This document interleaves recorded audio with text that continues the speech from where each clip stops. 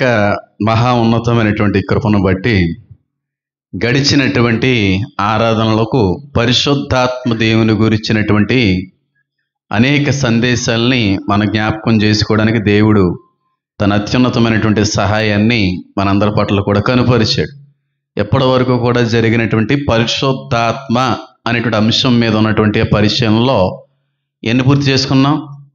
6 పూర్తి చేసుకున్నాం. అంటే పరిశుద్ధాత్ముడిని గురించి 6 విషయాలు నేర్చుకున్నాం. ఈరోజు 7వ విషయం నేర్చుకుంటున్నాం.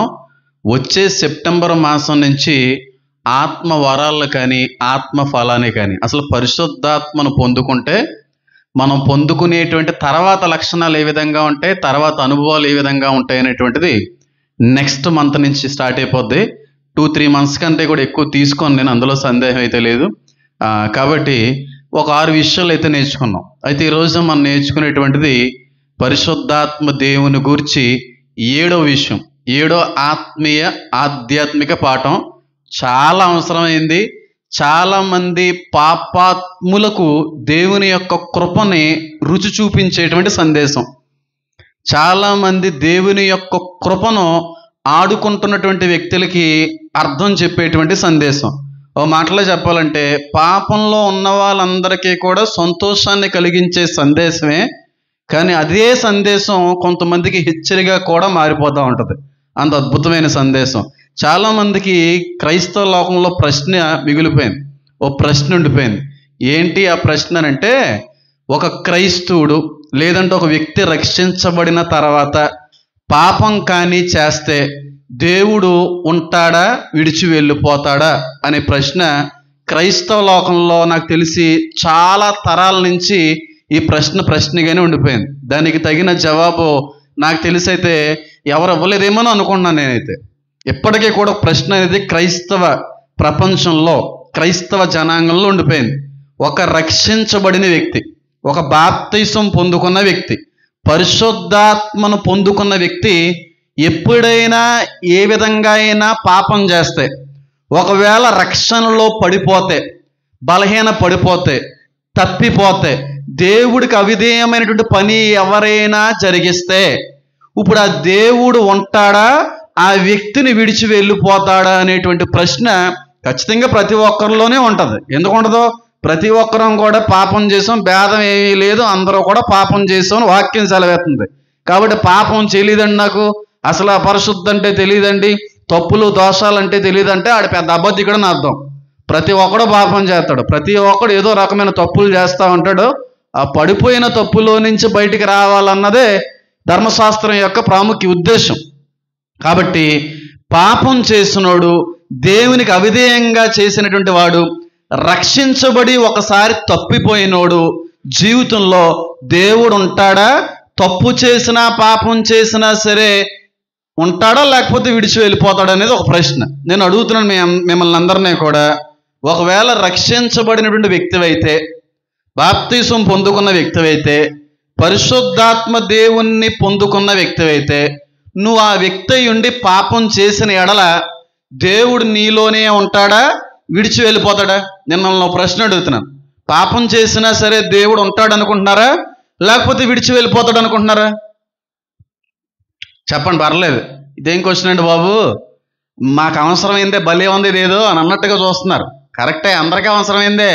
ఎందుకంటే అందరం ఏదో విషయంలో తప్పుతున్నాం, అందరం ఏదో విషయంలో జారిపోతాం అన్నాం, అందరం ఏదో విషయంలో దేవునికి అవిధేయమైనటువంటి పనులు జరిగించుకుంటూ వెళ్ళిపోతా ఉన్నాం. కనుక ఖచ్చితంగా అందరూ కూడా ఆసక్తి కలిగేటువంటి సందేశం అనే అంటాను. మళ్ళీ అడుగుతున్న ప్రశ్న, ఒకవేళ మనం పాపం చేస్తే, ఒక భయంకరమైన దోషాన్ని జరిగిస్తే, చాలా అసహ్యాన్ని దేవునికి పుట్టించేటువంటి పని ఏదన్నా మనం చేస్తే, మనలోకి వచ్చినటువంటి పరిశుద్ధాత్ముడు ఉంటాడా, విడిచి వెళ్ళిపోతాడా? చెప్పండి, పర్లేదు చెప్పండి. మీరు చెప్తేనే నేను చెప్తాను, మీరు చెప్పకపోతే నేను ఎలా కనెక్ట్ అవుతాను? ఇక్కడ ఈ బ్యాచ్ని అడుగుతున్నాను. దేవునికి ఇష్టం లేని పని, పాపం జరిగిస్తే దేవుడు ఉంటాడా, మన దగ్గర వెళ్ళిపోతాడా? చెప్పరా చెప్పరా? ఉండరా? సూపరు. వెనకాల ఈ బ్యాచ్ చెప్పండి.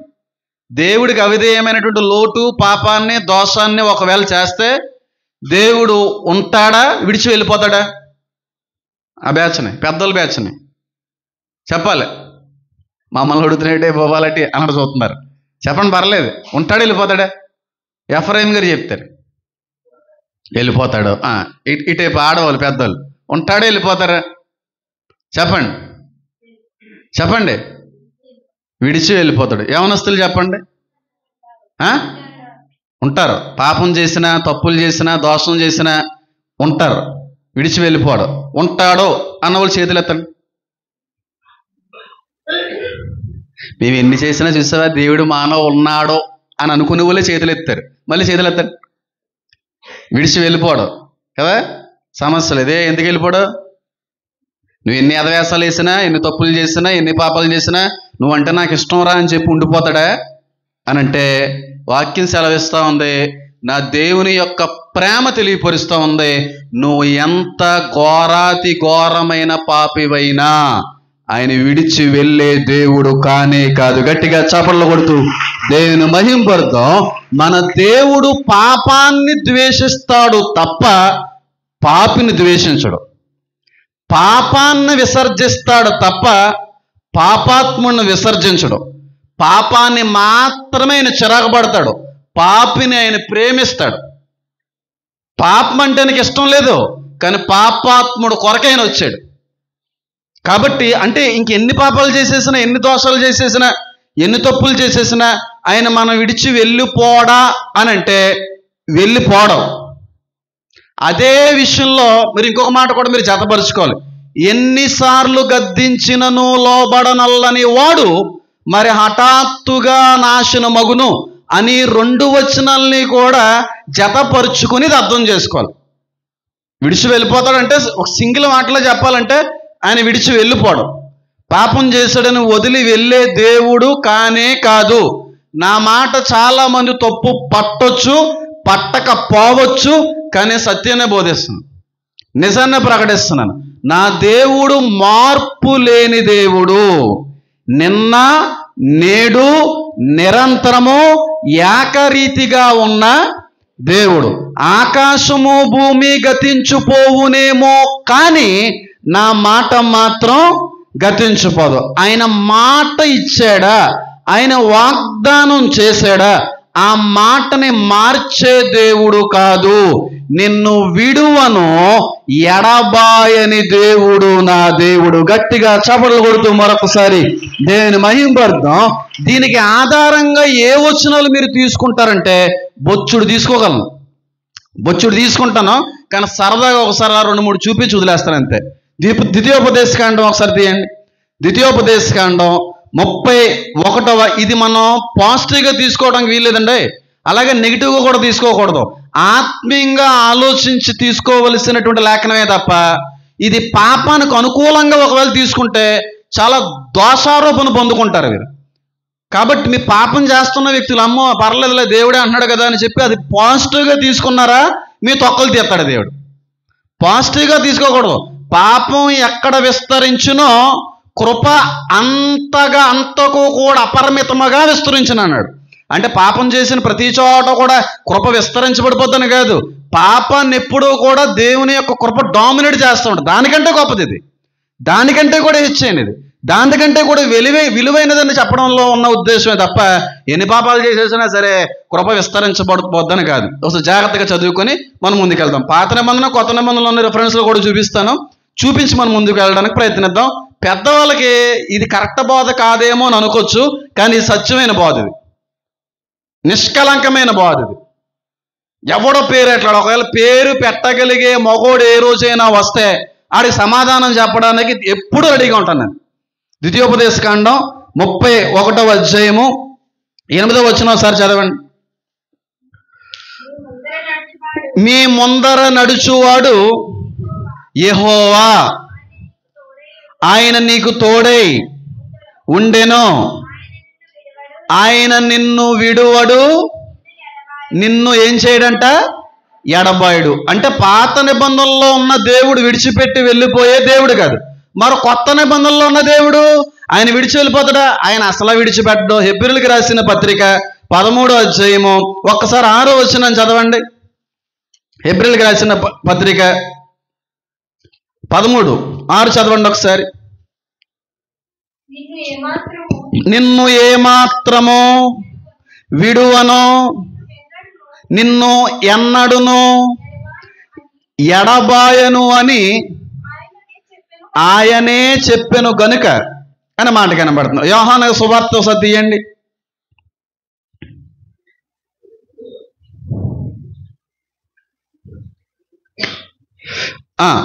ఒకసారి 18వ వచనం, 14వ అధ్యాయం 18వ వచనం.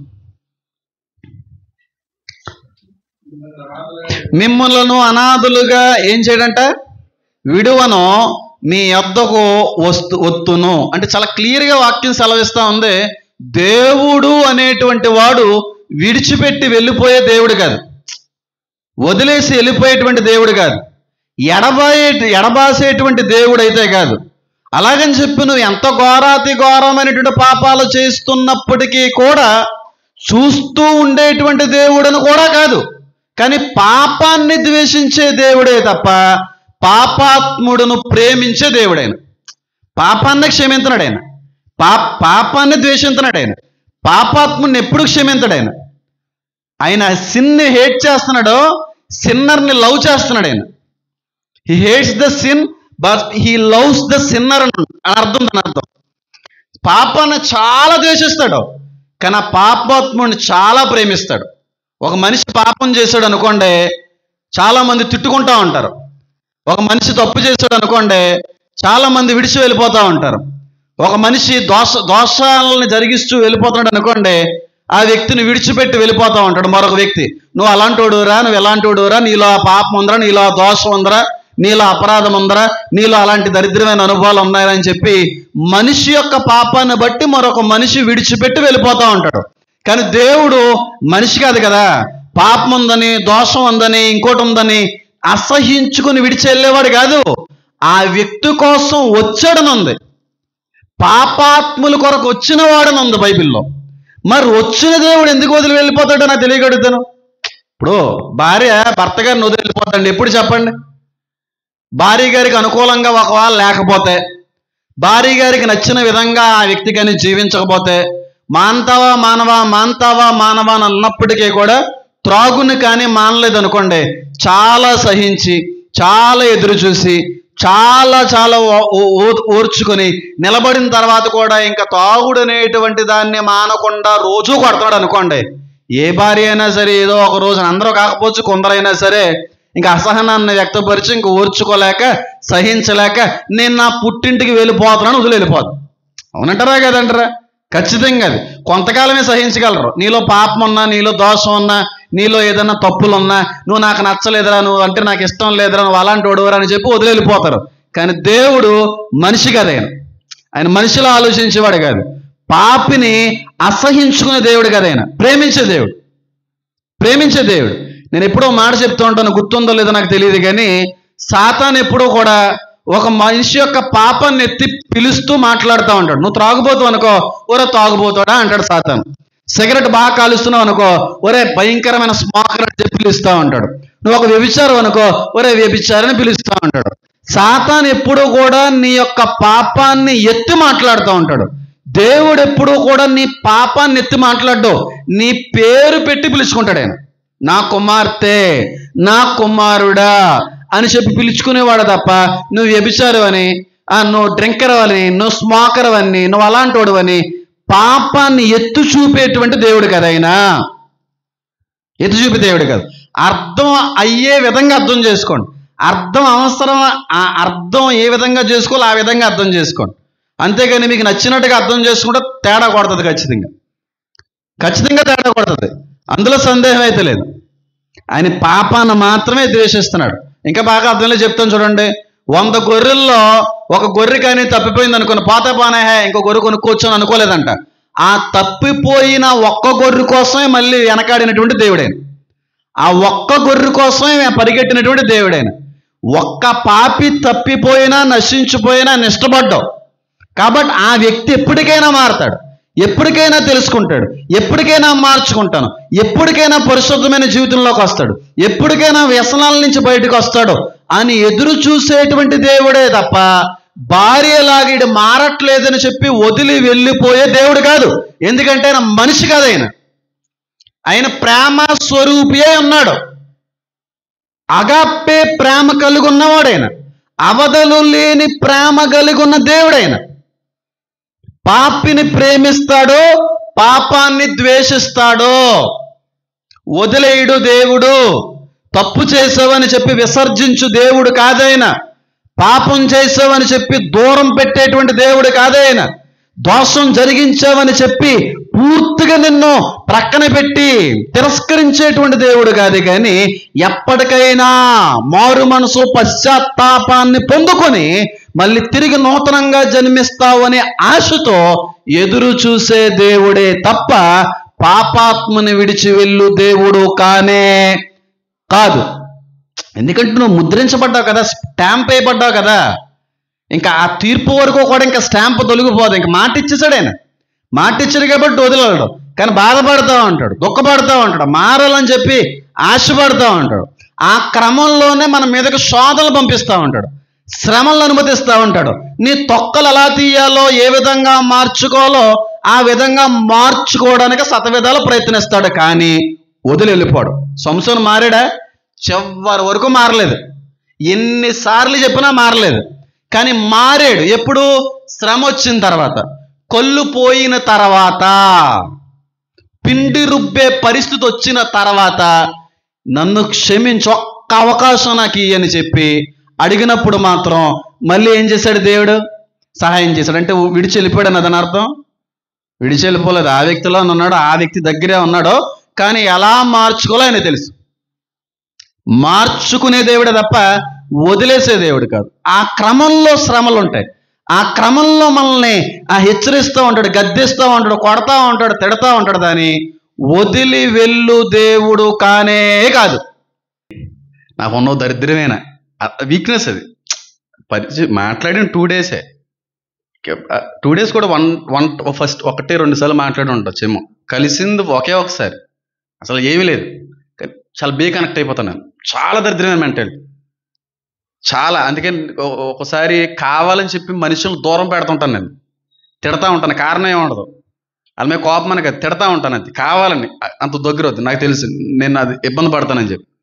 వాళ్ళు తప్పుగా అర్థం చేసి ఏంటి ఇలా కోపడుతున్నాడు అనవసరంగా. ఎందుకంటే అలా ప్రేమిస్తాం, మరి ఏం చేస్తాం? అయితే కోసుకోవడం అలవాటు. ఏ అలవాటు అంటే అది ఏ రేంజ్కి వెళ్ళిపోయిందంటే, ఎక్కువైంది అనుకోండి, రూపాయి ఇచ్చి మరి బ్లేడ్ తినరాని వాడిని ఎక్కువైతే. ఫస్ట్ ఎక్కువైందని అంటే ఫ్రెండ్ ఉండేవాడు కదా నా దగ్గర. టైం అయిపోయింది, మనం ఇక్కడ ఉండకూడదు, మనం చూడలేం అని చెప్పి వెళ్ళిపోయేవారు. అప్పుడు ఎవరో ఒకరు, ఆ బార్ టెండరో లేకపోతే అక్కడ డ్రింక్స్ మోసేవాడు ఎవరో ఒకరు, బాబు బాబు నా చేతితో తెప్పించక బాబు, నా చేతితో తెప్పించక బాబు అన్నా సరే, నువ్వు కానీ చేయకపోతే మాత్రం నేను కోసేస్తాననేవాడిని. అయ్యి బాబు అని చెప్పి బ్లేడ్ తెచ్చేవాడు. కిల్లి కొట్టుకెళ్ళి కొత్త బ్లేడ్ తెచ్చుకొని కోసేసుకునేవాడిని. ఇలాగ కోసేసుకునేవాడిని. బ్లడ్ వస్తుందా, నొప్పి వస్తుందా, పిచ్చ వచ్చేది, పిచ్చ కారిపోయేది. అవునా కదమ్మా అమ్మాయి?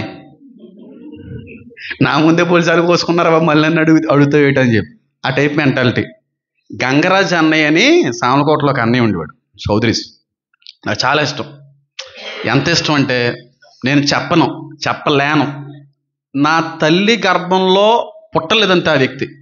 నాకు అంత ఇష్టం, అంత గౌరవం, పిచ్చి అన్నమాట గంగరాజ్ అన్నయ్య అంటే. ఆ వ్యక్తి మాట తప్ప ఇంకెవరి మాట వినేవాడిని కాదు నేను. ఆ వ్యక్తిని గౌరవించినట్టుగా ఇంకెవరో కూడా గౌరవించేవాడిని కాదు. అంత ఇష్టం. ఏదొచ్చినా సరే నేను లేనా అన్నట్టుగా నిలబడిపోయాడు. అలాంటి మంచి మనిషి చనిపోయాడు అనుకోండి, కొన్ని కారణాలు బట్టి చనిపోయాడు. చాలా బాధపడ్డాను. ఇప్పటికీ ఏడుస్తూ ఉంటాను అన్నయ్య గుర్తొచ్చినప్పుడల్లా. ఆ అన్నయ్య చనిపోయాడు అనేటువంటి విషయం గుర్తొచ్చిన ఇప్పటికే కూడా ఏడుస్తూ ఉంటాను. అంటే నాకు ఎంత ఇష్టం అర్థం చేసుకోండి. కోసుకుంటున్నానని చెప్పి ఎవరో కుర్రలు చెప్తే, రేరా నీకు అంత దురద ఎక్కువైపోయిందే, మీ అమ్మ బాబులు బాగా డబ్బులు ఇచ్చి బాగా పెడతారు కదా, నీకు అలాగే ఉంటుందిలే అని చెప్పి, నువ్వు ఇంకోసారి కానీ అలాంటి ఏదో పనులు చేసావంటే మాట్లాడరా అని చెప్పి వెళ్ళిపోయేవాడు. మాట్లాడరా అని చెప్పి కోపగించి మాట్లాడకుండా దొబ్బే అని పోయేవాడు అన్నయ్య. నేను ఒకవేళ కోసేసుకున్నాను అనుకోండి, ఆ 2 అడుగులు వెనక్కేసిన వ్యక్తి ఒకసారి దగ్గరకు వచ్చి 2 గోవుల చెత్త కొడి పాడేశాడు. 2 అడుగులు వేసాడు.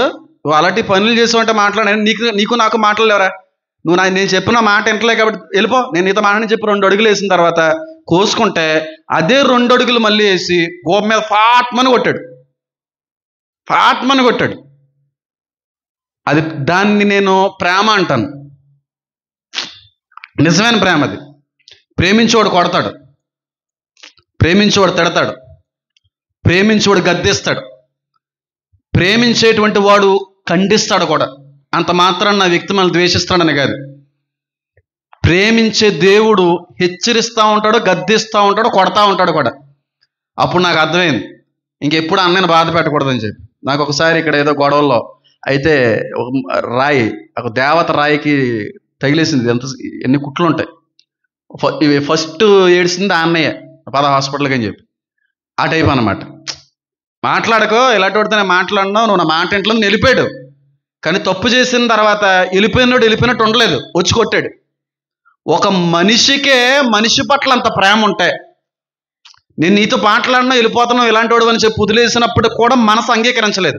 మరి దేవదేవుడైన ప్రేమ స్వరూపైన కోప్పడతాడు, బాధపడతాడు. నువ్వు తప్పు చేసినప్పుడు, పాపం చేసినప్పుడు కొంచెం దూరం వెళ్ళినట్టుగానే ఉంటాడు, కానీ వదలడు, వచ్చేస్తాడు దగ్గరికి మళ్ళీ. ఆయన ఏండి, కొడుకు తాగుబోతుడని చెప్పి ఏ తల్లని వదిలేసుకుంటుందండి? మొగుడు తాగుబోతుడని చెప్పి ఏ భార్య అయినా వదిలేసుకుంటుందండి?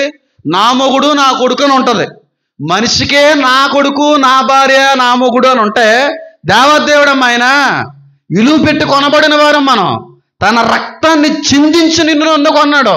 అలాంటి వాడు తప్పు చేసాము, పాపం చేసాము అని చెప్పి వదిలేవాడు కాదైన. అస్సలు వదలడు. వదులుకుంటున్నారా ఏ భార్యనని? తాగుబోతు భర్త ఉందని చెప్పి వదిలేసి వెళ్ళిపోయిన భార్యలు ఉంటారా? ఒకవేళ ఉంటే అసలు భార్య కాదు. ఏ భార్య అయినా సరే పోతా పోయిందిలే, నా భర్తే కదా, తెచ్చి పెడుతున్నాడు కదా, డబ్బులు ఇస్తున్నాడు కదా, బాగా చూసుకున్నాడు కదా, ఎప్పటికైనా మారతాడులే, ఆ ఫోన్లే మానలేకపోతున్నాడు, ఏం చేస్తామని చెప్పి ఉండిపోయే వాళ్ళే తప్ప మొగుడు త్రాగుబోతుడని ఏ భార్య కూడా అంత బేగ వదిలేదు. కొడుకు మారట్లేదని, పని చేయట్లేదని, రోడ్డు మీద తిరుగుతున్నాడని ఏ తల్లిదండ్రులు వదిలేరు. నా కొడుకు నేను అంతకాలం చూసుకుంటాను, నా కొడుకునే అనుకుంటుంది. తప్పు చేసినా, మాట వినకపోయినా ఒక మనిషి మరొక మనిషి పట్ల అలాంటి ప్రేమ కలిగి ఉన్నప్పుడు రక్తం గార్చాడండి ఆయన, రక్తాన్ని చిందించాడు ఆయన. మానవదారిగా వచ్చాడు, తన సింహాసనాన్ని వదిలిపెట్టి, తన గౌరవాన్ని వదిలిపెట్టి, తనకున్నటువంటి మహిమను విడిచిపెట్టి ఒక మానవుడిగా నీతో పాటుగా వచ్చి, నీతో పాటుగా బ్రతికి, నీ కొరకు రక్తం చిందించి, రేపు రోజుని ఏదో చేసిన తప్పును బట్టి అలా వదిలేస్తాడైనా. నువ్వు కావాలని చేసావా? సాతాను శోధిస్తేనే కదా చేసావు. ఆదాము అవ్వ కావాలని అన్నారా? సాతాను శోధించబడ్డారు కాబట్టి చేశారు. పాపం అనేది నీ వల్ల రాలేదు, ఆడి వల్ల వచ్చింది. దేవుడు తెలిసేది. నువ్వు పాపం లేకుండానే భూమి మీదకి రాగలిగావు, కానీ ఆ వ్యక్తి వేసిన వలక పడిపోయాయి కాబట్టి ఆయన వదిలిపెట్టడం. ఒకవేళ నీ మూలంగా పాపం అనేది ప్రపంచంలోకి వచ్చింది అనుకో, అది మరి ఏ విధంగా ఉంటుందో నాకు తెలియదు.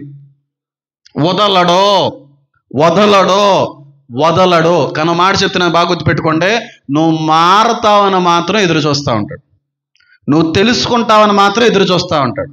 ఎప్పటికైనా మళ్ళీ పశ్చాత్తాప పడతావని మాత్రం నిరంతరము కూడా ఎదురు చూస్తూ ఉంటాడు. ఆ క్రమంలో కొడతాడు, మంచం మీద పాడేస్తాడు, నడుము ఇరగ్గొడతాడు, జబ్బులు పంపుతాడు, వ్యాధులు పంపుతాడు. ఇవన్నీ పంపించిన తర్వాత కూడా నువ్వు మానలేదా? మారే సమయానికి తీసుకుని వెళ్తాడు. సంసోను తీసుకుని వెళ్ళినట్టుగా మారిందిగా, టక్కమని వచ్చిందిగా తీసుకుంటాడు. అప్పుడు కొంతమందికి అవకాశం ఇవ్వడు, క్షమించి అవకాశం ఇవ్వడు, తీసేసుకుంటాడు. మళ్ళీ పడిపోతావని ఆయనకున్న ప్రేమ అలాంటిది. మళ్ళీ అక్కడ మళ్ళీ నువ్వు పాపంలో పడిపోతావు, మళ్ళీ అక్కడ దోషంలో పడిపోతావు, ఎక్కడ అపవాది యొక్క కుయుక్తుల్లో పడిపోతావని క్షమించబడిన తర్వాత కొంతమంది తీసేసుకుంటా ఉంటాడు. ఇంకా ఆయన బ్రతకనివ్వడం. ఎందుకంటే ప్రేమది. నువ్వు పడిపోవడం మళ్ళీ దేవుడికి ఇష్టం లేదు. మళ్ళీ క్షమించండి ప్రభువా అనేటువంటి పరిస్థితి ఒకవేళ రాకపోవచ్చేమో, ఆత్మ నశించిపోవచ్చేమో, గనుక కొన్నిసార్లు క్షమిస్తాడు, కానీ తీసుకుంటాడు తర్వాత. కాబట్టి దేవుడు విడిచిపెట్టి వెళ్ళిపోయేవాడు కానే కాదు. ఆయన వచ్చిందే పాపాత్ముల కొరకు, ఆయన కాచిందే పాపం కొరకు, పాప క్షమాపణ కొరకు. కాబట్టి ఆయన విడిచి వెళ్ళు దేవుడు కానే కాదు. అలాగని చెప్పి ఎన్నన్నా చేసేసిన దేవుడు వెళ్ళిపోవడం కాబట్టి చేసేద్దాం అనుకుంటే తొక్కలు మాత్రం తీస్తాడు. భూమి మీద కాదు, అక్కడ ఉంటుంది తీర్పు. ఇక్కడ ఏమంట, మరి వాగ్దానం మాట ఇస్తాడు కదా, అది పరిస్థితి. అంటే విడిచిపెట్టండి, అసలు ఎన్ని తప్పులు చేసినా విడిచిపెట్టండి, ఎన్ని ఘోరమైనటువంటి పాపాలు చేసినా విడిచి వెళ్ళడండి అంటే, విడిచి వెళ్ళాడు ఒకప్పుడు, ఇప్పుడు వెళ్ళడం. పాత నిబంధన కాలంలో తప్పులు చేశారనుకోండి, ఆయన మహిమని విడిచి వెళ్ళిపోయేవాడు, వదిలిపెట్టి వెళ్ళిపోయేవాడు. బెస్ట్ ఎగ్జాంపుల్ చెప్పమంటారా? సౌలుని దేవుడు ఎన్నుకున్నాడు, అభిషేకించుకున్నాడు, వాడుకున్నాడు. సౌలు దేవుడికి ఇష్టం లేని పని చేశాడు. ఏం చేశాడు? చచ్చేంత వరకు మళ్ళీ సమూయేలు ముఖం చూడడం కూడా ఇష్టపడలేదు. మళ్ళీ దేవుడు మాట్లాడలేదు, విడిచిపెట్టేశాడు. ఇంకా ఆయన విడిచిపెట్టేశాడని చెప్పి సౌలుకి అర్థమైపోయి ఆ పనికిమాలోడి చేతిలో చచ్చిపోవడం ఎందుకురా అని చెప్పి చచ్చిపోయాడు. సూసైడ్ చేసుకొని చచ్చిపోయాడు, కత్తి మీద పడిపోయి చచ్చిపోయాడు. పాపం చేసిన తర్వాత సౌలుని విడిచిపెట్టాడు దేవుడు. అది గమనించిన దావీదు నన్ను ఎక్కడ విడిచిపెడతాడేమో అని చెప్పి గోజాడతాడు. పాత నిబంధనలో తప్పు చేసామనుకోండి, ఉగ్రత వెంటనే వచ్చేసేది, తీర్పు వెంటనే వచ్చేసేది. కొత్త నిబంధన కాలంలో, కృపాకాలంలో తీర్పు వెంటనే రాదు, ఉగ్రత వెంటనే రాదు, విడిచి వెళ్ళిపోవడం కానీ తీర్పులో ఉంటుంది. పాత నిబంధనలో ఎంతమంది ఎన్ని పాపాలు చేసినా వెంటనే మొత్తాడు, టపా టపా టపా టపా. ఎలీషాను సైతం వదలలేదు ఆయన, ఎలీషాను వదలలేదు ఆయన, ప్రవక్త ఆయన, ఏలియాకి మించిన ప్రవక్త, ఆయన్నే వదలలేదు, తొక్కేశాడు ఒకనొక సమయానికి. అప్పుడు పాపం చేస్తే ఖండించేవాడు, హెచ్చరించేవాడు, ఉగ్రత వెంటనే వచ్చేసేది. కానీ కొత్త నిబంధన కాలంలో పాపంలో వెంటనే ఉగ్రత లేదు, తీర్పులో ఉంటుంది ఆ ఉగ్రత. సౌలు వద్దు అన్న పని చేశాడు, దేవుడు వద్దురా మొత్తం అన్ని వేసే, అమాలేకుల యొక్క ఆ సంతతిలో ఏది ఓడ మిగలకూడదు, పశువులు ఏది మిగలకూడదు, మొత్తం వేసేయంటే ఈ కొక్కుర్తుపడి మంచాట్లన్నీ దాచుకున్నాడు. దేవుడు కోపగించుకొని ఇంక నీతో మాట్లాడిన వదిలి వెళ్ళిపోయాడు. దావీదు కూడా తప్పు చేశాడు. ఎవరితో? బెత్షెబతో తప్పు చేశాడు. దావీదుకి అర్థమైపోయింది, అమ్మో ఒకసారి దేవుడి యొక్క మాటకి విధేయత చూపకపోవటం వల్ల సౌలుని ఎలాగైతే దేవుడు విడిచి వెళ్ళిపోయాడో నన్ను కూడా విడిచి వెళ్ళిపోతాడేమో అని చెప్పి దావీదుకి జ్వరం వచ్చేసింది. విడిచి వెళ్ళిపోయేవాడు ఒకప్పుడు, ఇప్పుడు వెళ్ళడు, ఒకప్పుడు వెళ్ళేవాడు అలాగా. అందుకే దావీదు 51వ కీర్తనలు అంటాడు, శుద్ధ హృదయమును నాకు కలుగు చేయి ప్రభువా, నేను పాపం చేశాను ప్రభువా, నీ పరిశుద్ధాత్మను నా నుంచి దూరం చెయ్యకు ప్రభువా అని చెప్పి కాళ్ళు పట్టుకుని బతిమాలతాడు. కీర్తన 51:11 వచనంలో ఉంటుంది, చదవండి ఒకసారి. 51:11 అనుకుంటున్నాను, 51 కరెక్టే, చదవండి.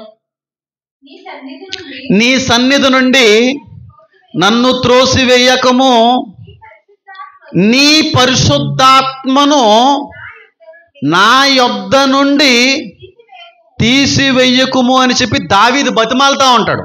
ఎందుకంటే దేవుడు విడిచి వెళ్ళిపోవడం అనేటువంటిది సౌలు విషయంలో చూశాడు దావీదు. తప్పు చేస్తే దేవుడు విడిచేస్తాడా? దేవుడు విడిచి వెళ్ళిపోతే ఇంత భయంకరంగా ఉంటుందా? ఇంత నలుగుడు ఉంటుందా? ఇంత శ్రమ ఉంటుందా? ఇంత మానసిక అశాంతత వచ్చేస్తుందా? ఇబ్బందిగా ఉంటుందా అని చెప్పి గ్రహించిన దావీదు దేవుణ్ణి అడిగింది ఒకటే, నేను తప్పు చేశాను, నేను అపరాధినే, నేను దోషాన్ని మోస్తున్నటువంటి వ్యక్తినే, కానీ ఒక మాట మాత్రం అడుగుతున్నాను, నీ సన్నిధి నుంచి మాత్రం నన్ను తోసేయకు, నీ ఆత్మను మాత్రం నా నుంచి తీసేయకు ప్రభువా అని అడుక్కుంటాడు ఆయన. అంటే భయపడ్డాడనే దాని అర్థం. అంటే ఆత్మ విడిచి వెళ్ళిపోద్దని గ్రహించాడు కాబట్టే కదా. రాజ్యం తీసే ప్రభువా నేను ఫీల్ అవను, ఒకవేళ నా కుటుంబంలో ఎవరినన్నా లేపేయాలనుకుంటున్నావా లేపే, నేను ఫీల్ అవను. రోడ్డు మీదకి నన్ను లాక్కొని వచ్చేయాలనుకుంటున్నావా లాక్కొని వచ్చాయి, నేను ఫీల్ అవను. భయంకరమైన వ్యాధికి నన్ను అప్పచెప్పాలనుకుంటున్నావా అప్పచెప్పే, నేనేం ఫీల్ అవను. ఎంత భయంకరమైన శ్రమల్లో నన్ను విడిచిపెట్టినా నేను ఫీల్ అవను. కానీ మీ ఆత్మ నా నుంచి దూరం చేస్తే మాత్రం తట్టుకోలేను ప్రభువా, మీ ఆత్మను మాత్రం దూరం చేయకు, ఈ పరిశుద్ధాత్మను మాత్రం నా నుండి తీసివేయకు అని అన్నాడు. ఎందుకంటే గ్రహించాడు సౌలు విషయంలో. ఒకప్పుడు తప్పు చేస్తే దేవుడు విడిచిపెట్టేవాడు. కొత్త నిబంధన కాలంలో దేవుడు మాట ఇచ్చాడు, నేను విడువను ఎడబాయను, నువ్వు ముద్రించబడినటువంటి వాడివి. తీర్పు వరకు కూడా ఆయన ఏం చేయడు, ఏమి అండవు, భరిస్తా ఉంటాడు. ఎంత పాపం చేసినా, ఎంత దోషం చేసినా, ఎంత అవిధేయత చూపించినా భరిస్తూ ఉంటాడు. కానీ భూమి మీద వాళ్ళకి తీర్పు ఉండదో, చనిపోయిన తర్వాత ఉంటుంది. అందుకే వాక్యం సెలవిస్తూ ఉంది, పరిశుద్ధాత్మను దుఃఖపరచకుడి, క్రీస్తు యేసును దూషించినా సరే పాపక్షమాపణ ఉంటుందేమో, కానీ పరిశుద్ధాత్మను దూషించిన ఎడల ఈ యుగమందైనను వచ్చు యుగమందైనను, అంటే యుగం అంటే జన్మ అన్నమాట. పిచ్చిన కొడుకులు నేను చెప్తే చెయ్యి అంటారు. వచ్చు యుగమందైనను కూడా అట్టి వాడికి ఏమీ లేదు, పాపక క్షమాపణ లేదు. పరిశుద్ధాత్మను దుఃఖపరచువాడికి క్షమాపణ లేదు.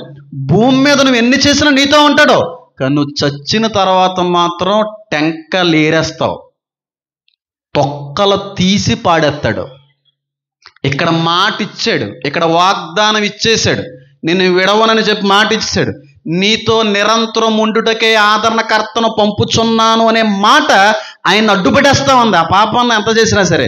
కానీ ఒక్కసారి చచ్చిపోతావు, చచ్చిపోయిన తర్వాత మాత్రం వదిలిపెట్టు. ఆ ఉగ్రత భూమి మీద ఉండకపోవచ్చు, ఆ ఎడబాటు ఆ విడవడం అనేది భూలోకంలో ఉండకపోవచ్చు, చనిపోయిన తర్వాత మాత్రం ఎక్కడ తోసేస్తాడో తెలుసా? మండుచున్న అగ్ని గంధకములో త్రోసి వేస్తాడు. విడిచిపెట్టడం వేరు, తోసేస్తాడు. ఇక్కడ అసలు విడిచిపెట్టావు, అప్పుడేదో తోసి గెంటేస్తాడు. అప్పుడు మాట అడ్డొస్తుందండి ఆయనకి, వాగ్దానం అడ్డొస్తా ఉంది. మనుషులకు దేవుడిచ్చిన మాట అడ్డొచ్చింది, నోవాహుకి దేవుడిచ్చిన మాట అడ్డొచ్చింది. కాబట్టి ఎంత పాపం పెరిగిపోతున్నప్పుడు కూడా ప్రపంచాన్ని మళ్ళీ ఏం చేయలేదు, హాని చేయలేదు. రెయిన్బోని ఏర్పాటు చేశాడు కదా, నీకు నాకు మధ్యన అది ఉంది కదా, అది నీకు నాకు మధ్యన ఒప్పందం. మరొకసారి సృష్టిని నాశనం చేయనని ఒక్క వ్యక్తితో మాట్లాడిన మాటకే ఆయన కట్టుబడి ఉన్నాడు. ఏమి చేయడు, ఏమి అండో. కానీ ఒకసారి మాత్రం నువ్వు చచ్చిపోతావు, చచ్చిపోయిన తర్వాత మాత్రం ఉంటుందండి ఆ టెంపరేచరు వేరేగా ఉంటుంది. విడిచిపోవడం, వదిలిపోవడం, ఎడబాయుడు. కానీ చస్తే మాత్రం నేను క్షమించడు. ఆయన దుఃఖపరిచావంటే, మాటి మాటికి ఆయన ఆయాసపరిచావంటే, వద్దు అన్నటువంటి దానిలోనే కొనసాగే ఉంటే వదిలి వెళ్ళడో, పక్కనే నించుంటాడో. కానీ చచ్చిన తర్వాత మాత్రం లెక్కలన్నీ తేలుతాడు. ఏది బాగుంది? ఫస్ట్ చెప్పింది చాలా కన్వీనియంట్గా ఉంది, సెకండ్ చెప్పిందే భయంగా ఉంది. చాలామంది అంటారు పాత నిబంధన చాలా కఠినమైందండి, చాలా భయంకరమైందని. ఒక మాట చెప్పనా, పాత నిబంధన కంటే కూడా కొత్త నిబంధన చాలా కఠినమైంది. పాత నిబంధనలో వ్యభిచారిస్తే పాపం, కొత్త నిబంధనలో వ్యభిచారపు ఆలోచన రావడమే పాపం. ఏది కఠినమైంది, ఏది కష్టమైంది? కానీ కృప మాత్రం అంతకు విస్తరించబడతా ఉంటుంది. పాపం ఎక్కడ విస్తరించబడినో అక్కడ అపరిమితముగా కృప మరింతగా విస్తరించబడిన ఉంది. మనం ఉన్నది కృపాయుగంలోనే, కృపాకాలంలోనే. ఏమి అండో, సౌలు అనడం లేపేశాడు, సంసోను తిరగబడ్డాడని చెప్పి లేపేశాడు, ఇలాగ కాదు కూడదు అన్న వాళ్ళని అందరినీ లేపాడేశాడు. మోసేని సైతం వండుకొచ్చా, నీకు అంత సీన్ లేదని ఆపేశాడా లేదా? ఎంతమందిని ఆపాడు అక్కడ? బోల్డ్ మందిని పక్కన పెట్టినాడు ఆయన. కానీ కొత్త నిబంధన కాలంలో క్రీస్తు రక్తం కార్చిన తర్వాత మాత్రం ప్రక్కనెట్టడు, తీర్పు వరకు ఎదురు చూస్తాడు. ఈ లోపల నువ్వు ఎన్ని పాపాలు చేసినా, ఎన్ని దోషాలు చేసినా, ఎన్ని దరిద్రాలు చేసినా ఆయన ఇంకా ఓర్చుకోలేక ఏడుతాడే తప్ప నిన్నేమండవు. నిన్ను విడిచి వెళ్ళిపోవడం వల్ల వచ్చేటువంటి ఆ బాధ ఎలా ఉంటుందో అది నాకు తెలిసిన, ఒకసారి అనుభవించిన కాబట్టి చెప్తున్నాను. చాలా మెంటల్ టార్చర్ ఉంటుంది. అంటే మాట్లాడకపోవడం అన్నమాట. ఇంకా ఆయన సహవాసం ఉండదు, ఇంకా మాట్లాడడం, ఇంకా ప్రేరణ ఇవ్వడం, ఇంకా ఇంకేది కూడా అర్థం అవ్వదు. వాక్యం చదువుతుంటే అర్థం అవ్వదు, ప్రార్థన చేస్తుంటే నడిపింపు ఉండదు. ప్రక్కెళ్ళిపోయిన అంత మాత్రాన్ని విడిచి వెళ్ళిపోయాడని కాదు దాని అర్థం. ఇంకా బాగా అర్థంలో చెప్తాను చూడండి. కొంతమంది భార్య భర్తలు ఉంటారు, ఒకరంటే ఒకరు పడదు, చాలా గొడవలు పడతా ఉంటారు. కానీ ఇద్దరు ఒకే ఇంట్లో ఉంటారు. ఒకడేమో ఒక గదిలో ఉంటాడు, ఒక ఆవిడేమో ఇంకో గదిలో ఉంటుంది. టైంకి మాత్రం టిఫిను టీ అన్నీ తెచ్చి పెడతా ఉంటారు. కానీ వీళ్ళ మధ్యన ఏముండదు చెప్పండి, మాటలు ఉండవు. ఎవరు బతుకులు బతుకుతున్నట్టు ఉంటారు, ఒకే ఇంట్లో ఉంటారు. అలాగని చెప్పి ఒకళ్ళంటే ఒకరికి పడతలేదని చెప్పి డైవర్స్ కూడా తీసుకోరు, విడాకులు కూడా తీసుకోరు. ఒకే ఇంట్లో ఉంటారు కానీ వేరువేరుగా ఉంటారు, విడిపోరు. సేమ్ అదే జరుగుతుంది. నీలోనే ఉంటాడు కానీ వేరుగా ఉంటాడు, భరిస్తాడంతే. తప్పదు కదా, పెళ్లి చేసుకున్న తర్వాత ఇంకెక్కడ తప్పుతుందండి, కట్టుకున్న తర్వాత ఇంకేం తప్పుతుందండి అని అంటుంటారు చూడండి కొంతమంది. సేమ్ అదే, నీలోనే ఉంటాడు కానీ వేరుగా ఉంటాడు, నీలోనే ఉంటాడు కానీ వేరుగా ఉంటాడు. విడిచి మాత్రం వెళ్ళిపోడు. అది ఘోష, అది బాధ, అది నరకం, అది వేరే లెవెల్లో ఉంటుంది.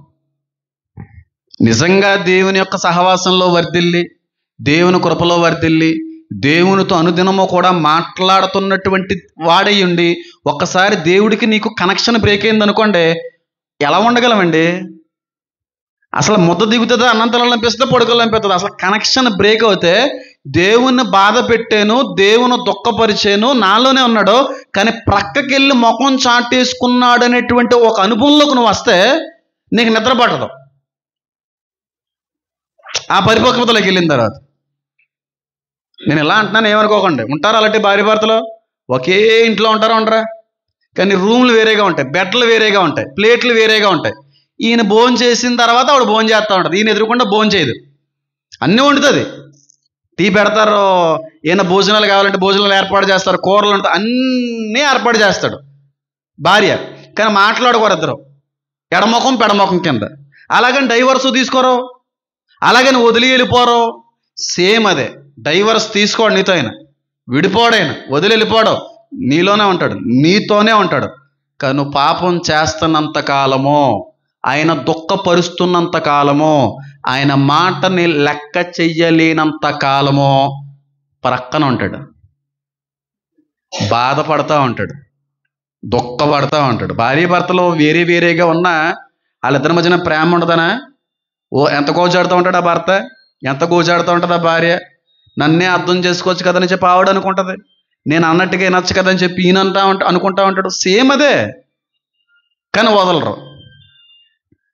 సేమ్ ఇదే జరుగుతుంది. పరిశుద్ధాత్మనికి మనకి మధ్యన ఉన్నటువంటి ఆ అనుభవం ఆ విధంగానే ఉంటుంది, ఆ రిలేషన్ అలాగే ఉంటుంది. కానీ విడిచి వెళ్ళాడు, ప్రక్కనే ఉంటాడు, ముఖం చాటేసుకుని ఉంటాడు, బాధపడతా ఉంటాడు, దుఃఖపడతా ఉంటాడు. నేను ఎంత చెప్పినా వినలే కదా, నీకు నచ్చినట్టుగానే బతుకు, నేను ఎంత చెప్పినా సరే మాటలు లెక్క చేయట్లేదు కదా, నీకు నచ్చినట్టుగానే జీవించు, నువ్వు ఇలాగే వెళ్ళు, ఇలాగే బ్రతుకు, నీ ఇష్టం, నేనేం అన్న నిన్ను మాట ఇచ్చాను కదా, నువ్వన్నా నన్ను వదిలించుకొని, నువ్వన్నా నన్ను దుఃఖపరిచి, నువ్వన్నా నన్ను కాదని నీకు నచ్చినట్టుగా బతకొచ్చు, కానీ నేను మాత్రం అలా ఉండలేను, నేను వదిలి వెళ్ళిపోలేను, బాధపడతాను. ఎంతకాలం చేస్తావు చెయ్యి, ఎంతకాలం దుఃఖపరుచు, ఎంతకాలం నన్ను ఏడిపించు, నేను పక్క నుండి ఏడుస్తాను తప్ప నేను వదిలిన వెళ్ళని చెప్పి ఏడుస్తూ ఉంటాడు. దాన్నే తెలుగు బైబిల్లో అన్నాడు దుఃఖపరచకుడి అని చెప్పి. ఆ దుఃఖం అంతటికీ కూడా వచ్చేటువంటి వడ్డీ ఉంది చూడండి, పాపం వల్ల వచ్చు జీతం అక్కడ మరణం, తీర్పులో ఎత్తాడు వడ్డీ. ఉంటాడు, భరింతాడు, విడాకులు మాత్రం ఇవ్వడు, అస్సలు వదిలేడు, అస్సలు విడిచెళ్ళిపోడు, ఎంత చేసినా అలాగ ఉండిపోతాడు, కానీ తీర్పులో మాత్రం వడ్డీ ఎత్తాడు. ఎంతమందికి అర్థమవుతుంది? ఎంతో కొంత అర్థం అవ్వాలని కోరుకుంటున్నాను. కొంచెం పరిపక్వత వచ్చిన వాళ్ళకి ఇంకా బాగా అర్థమవుతుంది. పరిపక్వతలోకి ఇంకా కూడా నడిపించబడలేని వ్యక్తులకి కొంచెం కొత్తగా ఉంటుంది. పరిశుద్ధాత్మ పరిశీలన అంటేనే ఆత్మలో ఖచ్చితంగా మండి ఉండాలి. వాళ్ళ మంట కలిగిన వ్యక్తులనే తప్ప లేకపోతే ఇబ్బందిగానే ఉంటుంది. బాధపడతాడు, దుఃఖపడతా ఉంటాడు, ఘోషిస్తూ ఉంటాడు, ఆర్తనాదాలు చేస్తూ ఉంటాడు, భయంకరమైనటువంటి అసహనాన్ని వ్యక్తపరుస్తూనే ఉంటాడు. కానీ నిన్ను మాత్రం ఆయన ఏం చేయడు, విడిచాడు. అస్సలు వదలు. మారుతుంది నా పిల్ల, నా కుమార్తె ఎందుకు మారదో, నా కుమారుడు ఎందుకు మారడో, నా బిడ్డలు ఎందుకు మారో నేను చూస్తాను. నువ్వు మారినప్పుడే నేను నీ దగ్గరికి వస్తాను తప్ప నేను వదలను రా బాబు అని చెప్పి పక్కనే ఉంటాడు, కానీ ముఖాన్ని మాత్రం చూపించడు. వదిలి వెళ్ళు దేవుడు కాదేనా, విడువు అని ఎడబాయిన దేవుడేనా. అస్సలు వదలడు. పాపం చేసాడని చెప్పి వదిలేస్తే మనిషికి దేవుడికి పెద్ద తేడా ఏమని చెప్పండి? మనిషికి దేవుడికి తేడా ఉంటుంది. తప్పు చేసాను వదిలేస్తేనే వదలడు. దుఃఖంతో నిట్టూర్పుతో ఎదురు చూస్తూ ఉంటాడు, అంతే ఏడుస్తూ ఉంటాడు. కానీ ఇదే పరిశుద్ధాత్ముడు విడిచి వెళ్ళడో, ప్రక్కనే ఉంటాడో. కానీ ఇందులో ఉన్న గొప్ప విషయం ఏంటి చెప్పమంటారా? నువ్వు ఏ విషయంలో అయితే దుఃఖపరుస్తున్నావో, నువ్వు ఏ విషయంలో అయితే బాధ పెడుతున్నావో, నువ్వు ఏ విషయంలో అయితే అనుదినమో కూడా ఆయన గాయపరుస్తూ ఉన్నావో, ఆ విషయాన్ని గమనించుకొని తప్పు అయిపోయింది అని అన్నావా, భార్య అయినా సరే కన్విన్స్ అవ్వడానికి టైం పడుతుంది, భర్త అయినా సరే చిచ్చి నేను క్షమించను అని అనొచ్చు. నువ్వు కన్విన్స్ అవ్వడం అనేది మొదలైందా పరిగెట్టుకుంటూ వస్తాడు ఆయన. నువ్వు ఒక్క అడుగు కానీ వేస్తే ఆయన 100 అడుగులు వేసుకుంటూ వచ్చేటువంటి దేవుడు నా దేవుడు. గట్టిగా చప్పట్లు కొడుతూ దేవుని మహింపరచండి. ఇంకా బాగా అర్థంలో చెప్తాను చూడండి. తప్పిపోయిన కుమారుడు ఉన్నాడు కదా, పందులు పొట్టు తిన్నాడు కదా, తప్పు తెలుసుకొని వచ్చాడు కదా, కొడుకు కంటే కూడా ముందుగా తండ్రి పరిగెత్తుకుంటా వెళ్ళి హత్తుకుంటాడు. కొడుకు రాడింటికి, ఇంటికి రాకముందే పరిగెడతాడు. తప్పయింది, తప్పును తెలుసుకున్నాను అనే చిన్న ఆలోచన నీ వైపుకి ఆయన పరిగెట్టిస్తాదే. అంత గొప్ప దేవుడే. ఎంత తప్పు చేసినా క్షమించడమ్మా, ఎన్ని పాపాలు చేసినా క్షమించడమ్మా. పాపం చేశాను ప్రభువా అని గిల్ట్ ఫీలింగ్ వస్తుంది చూడండి, ఒక అపరాధ భావం వస్తుంది చూడండి, ఒక పశ్చాత్తాపంతో కూడిన ఆలోచన మొదలవుతుంది చూడండి. నీకు ఆ ఆలోచన రావడం ఆలస్యం, పరిగెట్టుకుంటూ వస్తాడు ఆయన. తప్పైన కుమారుడి దగ్గర ఏదైనా జరిగింది, అక్కడ ఎక్కడో రోడ్డు మీద ఉన్నాడు, ఈ లోపల పరిగెడతాడు అక్కడికి, ఈ లోపల వెళ్ళి హత్తుకుంటాడు కొడుకుని, ఇంటికి కూడా రానివాడు కొడుకుని. అందుకే బాధపడతాడు ఇంట్లో ఉన్న పెద్ద కొడుకు. నేను బాగుంటానేమో నా మాట వినలేదు, నువ్వు నన్ను ప్రేమించలేదు, ఆడు తప్పిపోయి వచ్చిన ఆయన అలా ప్రేమించడం అంటే, ఒరే నువ్వు ఎప్పుడు నాతో ఉంటారా, ఆడి కావాలరా నాకని చెప్పి ఆడికంటే ముందు వెళ్ళిపోతాడు. గుమ్మంలోకి అడిగడ్డండి తప్పైన కుమారుడు, గుమ్మంలో కూడా రాడు, ఆ వీధిలో ఎక్కడ ఉంటాడు, వస్తాడు అని చెప్పి పరిగెట్టుకుని వెళ్తాడు. తప్పు తెలుసుకున్నావా పరిగెడతాడా మన దగ్గరికి, తప్పు తెలుసుకోకుండా అదే విధంగా ఉన్నావా నీ లెక్క చేయడు. ఒక్కసారి నువ్వు పశ్చాత్తాపడ్డావంటే, ఒక్కసారి అపరాధ భావం కలిగిందంటే, నేను దోషిని, నేను పాపాత్ముడను, నేను పాపం చేశాను ప్రభువా అనే ఆలోచన రావడం ఆలస్యం, ఆయన పరిగెట్టుకుని రావడం తథ్యం. అంత స్పీడ్గా ఉంటాడు, ముఖమే చాటేస్తాడు, ప్రక్కకి వెళ్ళిపోతాడు, నీతో మాట్లాడ్డావు, నీ సహవాసం నుంచి కట్ అయిపోయావు కదా, అయినా విడిచిపెట్టావు, కానీ తెలుసుకున్నావా పరిగెట్టుకుని వస్తాడు. ఇప్పుడు భార్య భర్తల దగ్గర చూడండి, భర్త గారిదే తప్పు అని తెలుసుకుంటాడు, నాదే తప్పు అయిపోయింది ఏమనుకోకు ఇలా రా అన్నట్టు, నేను రాను, ఎన్నెన్ని మాటలన్నా నువ్వు, నేను అన్నీ మర్చిపోతాను అనుకున్నావా, నేను మర్చిపోయాను, నువ్వు అక్కడే ఉండు అని అంటావు. తప్పు అప్పుడు తెలుసుకున్నాను, తప్పు నాదేనే బాబు, నన్ను క్షమించే ఈసారికి అని అన్నా సరే ఎగస్ట్రాలు చేస్తారు. పరిశుద్ధాత్ముడు ఎగస్ట్రాలు చేయడు, యాటిట్యూడ్ చూపించడం, ఆయన ఇగో ఏం ప్రదర్శించడం, తగ్గించుకుని వస్తాడు. అవునా కదా? ఎప్పుడు భర్తలో ఎప్పుడు లోకి అయిపోతుంటారో తెలుసండి, ఇప్పుడు లోకి అయిపోతా. ఇలా అంటున్నానని మళ్ళీ అనుకోకండి, తగ్గించుకోవాలి. తప్పు ఆవిడదని తెలుసు కూడా, నాదే తప్పే, సరే అయిపోయింది, ఇది అయిపోయింది కదా, క్షమించు, అన్నం పెట్టే కూర్చుందాం రాను అంటారు చూడండి. అప్పుడు తక్కువైపోతుంది, లోకు చేస్తుంటారు ఆడలు. అయ్యో భర్త చూసావా, నా మొగుడు నేనన్నా సరే కన్విన్స్ అవ్వలేదు, నేనన్నా సరే తగ్గించుకోలేదు, తప్పు నాదైనప్పటికీ కూడా వచ్చి క్షమాపణలు అడిగాడే అని చెప్పి తగ్గించుకునే భార్యల కంటే కూడా నేను ఎక్కడ తగ్గకూడదు, తగ్గేదే లేదు ఇంక నేను అల్లు అర్జున్ గారు అక్కనే అన్నట్టుగా చేస్తా ఉంటారు కొంతమంది. ఆవిడ మండుతుంది, బతిమాలతాడు, ఇంకా శంక తినేస్తుంది, ఆ ప్లేట్కి తబేలా ఇంకెంత కొడేసి గోప తబేలా బయటేసి బయటపోతాడు అంతే. మళ్ళీ మందు వేసుకుని మళ్ళీ కూడా అతడు వచ్చి, ఎందుక ఎగస్ట్రా నీకు, ఆయన వచ్చినప్పుడు ఏదో సరే సరే సరే వదిలేండి ఇంకేం వదిలే అని చెప్పంటే కొంచెం తినేసి క్షమించాను ముద్దెడుకొనో కౌగులించుకొనో పోతాడు. అవి ఏం చేయదు అమ్మగారే, నన్ను మాట్లాడినా నేను ఎలా ఊరుకుంటా, మా అమ్మని అంటావా నువ్వు, నన్ను మా నాన్నగారిని అనలేదు, నువ్వు మర్చిపోయినా మర్చిపోతుగా నేను మర్చిపోను అని అంటే బతిమాలుతాడు.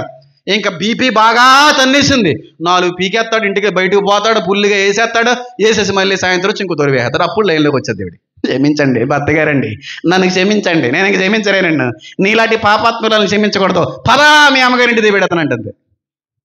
అయిపోయిందే. తగ్గించుకున్నప్పుడు ఆయన వచ్చి తగ్గించుకున్నప్పుడు నీకు ఏంటే చెప్పండి, ఆ నొప్పి ఎంత ఎక్స్ట్రాలు చేస్తుంటారో కొంతమంది ఆడలు. నేను తిరగ నా మొఖం తిప్పను అంటది, నువ్వు మొఖం తిప్పపోతే ఇంకో తిప్పుతుంది, అక్కడికి వెళ్ళిన తర్వాత తిప్పనా, ఇప్పుడే గుర్తొచ్చానా, వీటికే గుర్తొస్తానా అంటది. మరి ఎవరి దగ్గరికి వెళ్తాడు, ఏం గుర్తొచ్చినని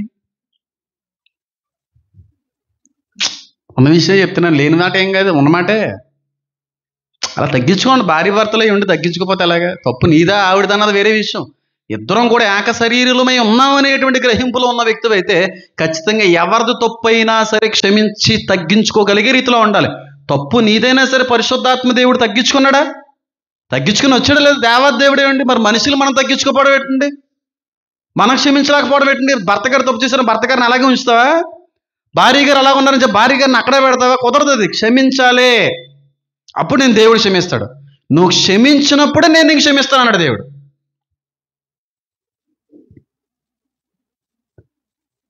తెలుసుకుంటారు, క్షమించు, సారీ సారీ బంగారు తల్లి, ఐ లవ్ యూ, ఇది ఇది అంటే నేను ఇంకా అస్సలు కుదరదు. ఇంకా ఏం తింటావో చూస్తాను, ఎక్కడ పడుకుంటావో చూస్తాను అని. ఏం తినడం ఏంటి, మగోడు బయటికి వెళ్తే పెట్టుకోవాలి బోళ్ళు మంది, పడుకోవడం అంటావా, ఎక్కడైనా పడుకుంటారు. నువ్వు ఇంకా ఎక్కువ ఎక్స్ట్రాలు చేస్తే ఇల్లు కూడా కడతారు బయట పడుకోవడానికి, 2 ఇల్లు. ఎందుకు వచ్చినాయి అన్నీ? తగ్గించుకుంటే ఏముండదు కదా, ఉండదు కదా ఏమిని, చక్కగా వెళ్ళిపోవచ్చు, అన్ని జీవితం అంతా చక్కగా సాఫీగా వెళ్ళిపోతూ ఉంటుంది. తగ్గించుకోరు, నేను తగ్గను, నేను తగ్గాలని చెప్పి. నిజంగా చెప్తున్నాను చూడండి, ఒకవేళ తప్పు చేసేమో, దేవుడికి అవిధమైనటువంటి పాపం చేసేమో, దేవుడిని ఆయాసపరిచేటువంటి ఏదన్నా లోటు నీలో మొదలైందేమో, దేవుడు ముఖం చాటేసుకుని బాధపడుతున్నాడు, దుఃఖపడుతున్నాడు నువ్వు చేసిన దానికి. కానీ నువ్వు ఒప్పుకొని పశ్చాత్తాపడి నన్ను క్షమించు ప్రభువా అని అన్నావా, నువ్వు అడిగే లోపు నీ దగ్గరికి వచ్చి కూర్చుంటాడమ్మా క్షమించడానికే. నువ్వు అడిగే లోపు వచ్చి క్షమించడానికి సిద్ధంగా ఉన్న దేవుడే. అడిగే లోపు నీ హృదయాంతరంగాల్లో నుంచి ఆ మాట, ఆ వేదన, ఆ భావన రాక మునుపు వచ్చేస్తాడు ఆయన. ఆయన కోపం క్షణిక మాత్రం ఏందండి, ఆయన కోపడ్డానికి ఆలోచించే దేవుడు ఉంది బైబిల్లో, కోపడ్డానికి ఆలస్యం చేసే దేవుడు ఉంది బైబిల్లో. కోపగించుకోవడానికి ఆలస్యం చేస్తాడంట, ప్రేమించడానికి త్వరపడతాడు ఉంది బైబిల్లో. మనిషిలా కాదే ఆయన తప్పు చేశాడని చెప్పి తప్పు చేసినాడు తప్పు చేసినట్టుగానే, దోషిను దోషిగానే, పాపాత్మును పాపాత్ముడిగానే చూసే దేవుడు కాదు. క్షమించడానికి సిద్ధంగా ఉన్న దేవుడు, కోపగించడానికి ఆలస్యము చేయుచున్న దేవుడు, ప్రేమించడానికి త్వరపడుతున్న దేవుడు మన దేవుడు. చాలా బేగా మెల్ట్ అయిపోతాడు ఆయన, బేగా మారిపోతాడు ఆయన, బేగా కరిగిపోతాడు. మన హృదయాలన్నా కరగో, మన భర్తల హృదయాలన్నా కరగో, మన భార్యల హృదయాలన్నా కరగో, మన తల్లిదండ్రుల హృదయాలన్నా కరగో. ఎప్పుడో జరిగిపోయిన వాటిని ఇంకనో కూడా మనసులో ఉంచుకొని, ఆ రోజు అలాగన్నావు, ఈ రోజు ఇలాగన్నావు, ఆ రోజు అలా చేసావు, ఈ రోజు అలా చేసావు అని చెప్పి దెప్పి పొడిచేటువంటి వ్యక్తులైనా ఉండొచ్చు. కానీ చాలా ఈజీగా మెల్ట్ అయ్యే దేవుడు మన దేవుడు, బేగా కరిగిపోయే దేవుడు ఆయన. అస్సలు మనసులో ఏం పెట్టుకోడు ఆయన, అస్సలు మనసులో పెట్టుకోడు. నేను చెప్తున్నాను, నేను ఎన్ని చూశాను, ఆయన రుచి చూసిన దేవుడు నేను. ఆయనలో చాలా అనుభవాల నుంచి వచ్చిన మనిషిగా చెప్తున్నాను నేను.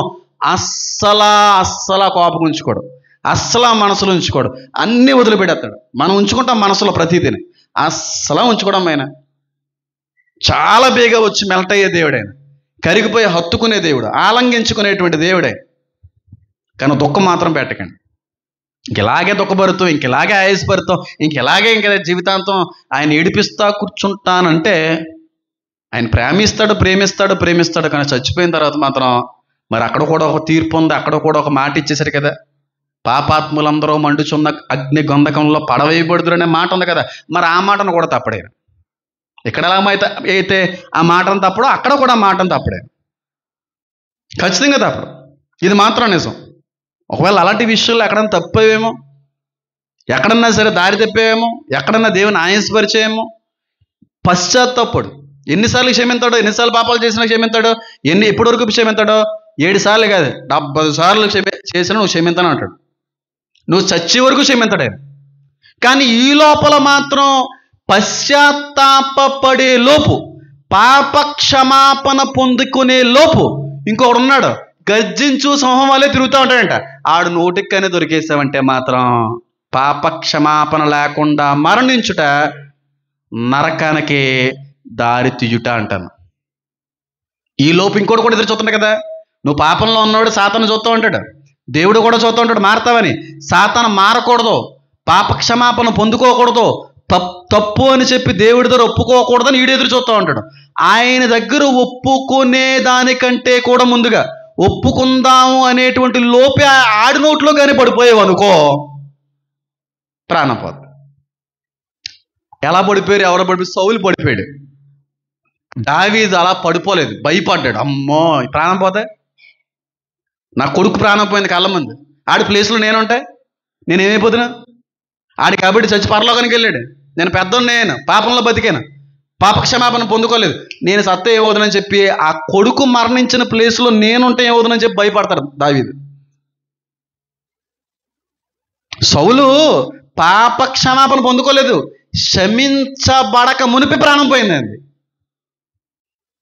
అది చాలా ఇబ్బంది. మళ్ళీనే ఈ లోపల ఆడు తిరుగుతూ ఉంటాడు గర్జించు సింహంవలే, ఎవరిని ఎప్పుడు మృంగుదుమా,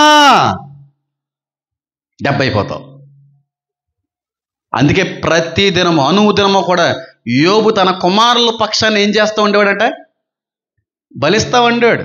పాపారహార అర్థ బలి రోజుని ఆయన తెలుసు. అమ్మ ప్రతిరోజు మన పాపాలు ఒప్పుకోవాలి, ప్రతిరోజు మన పాపాలు ఒప్పుకోవాలి. వారంకి ఒకసారి పాపం చేసినప్పుడు తప్పు అయిందని చెప్పి తెలుసుకున్నప్పుడు కాదు, చచ్చిపోయేంత వరకు ప్రతి మనిషి కూడా తెలిసి తెలియక ప్రతిరోజు పాపం చేస్తూ ఉంటాడు. ఆలోచనలో, తలంపుల్లో, క్రియల్లో వాటన్నిటినీ కూడా ఒప్పుకుంటా ఉండాలి. నా రాత్రి పడుకునే ముందు తెలిసి తెలియక చేసిన ప్రతి పాపాన్ని మీ సన్నిధిలో ఒప్పుకుంటున్నాను, క్షమించండి అని అడిగి పడుకుంటాను. ఏమో రాత్రికి ప్రాణం ఎగిరిపోతే, పొద్దునికి నేను చేసిన తప్పుని క్షమించబడకపోతే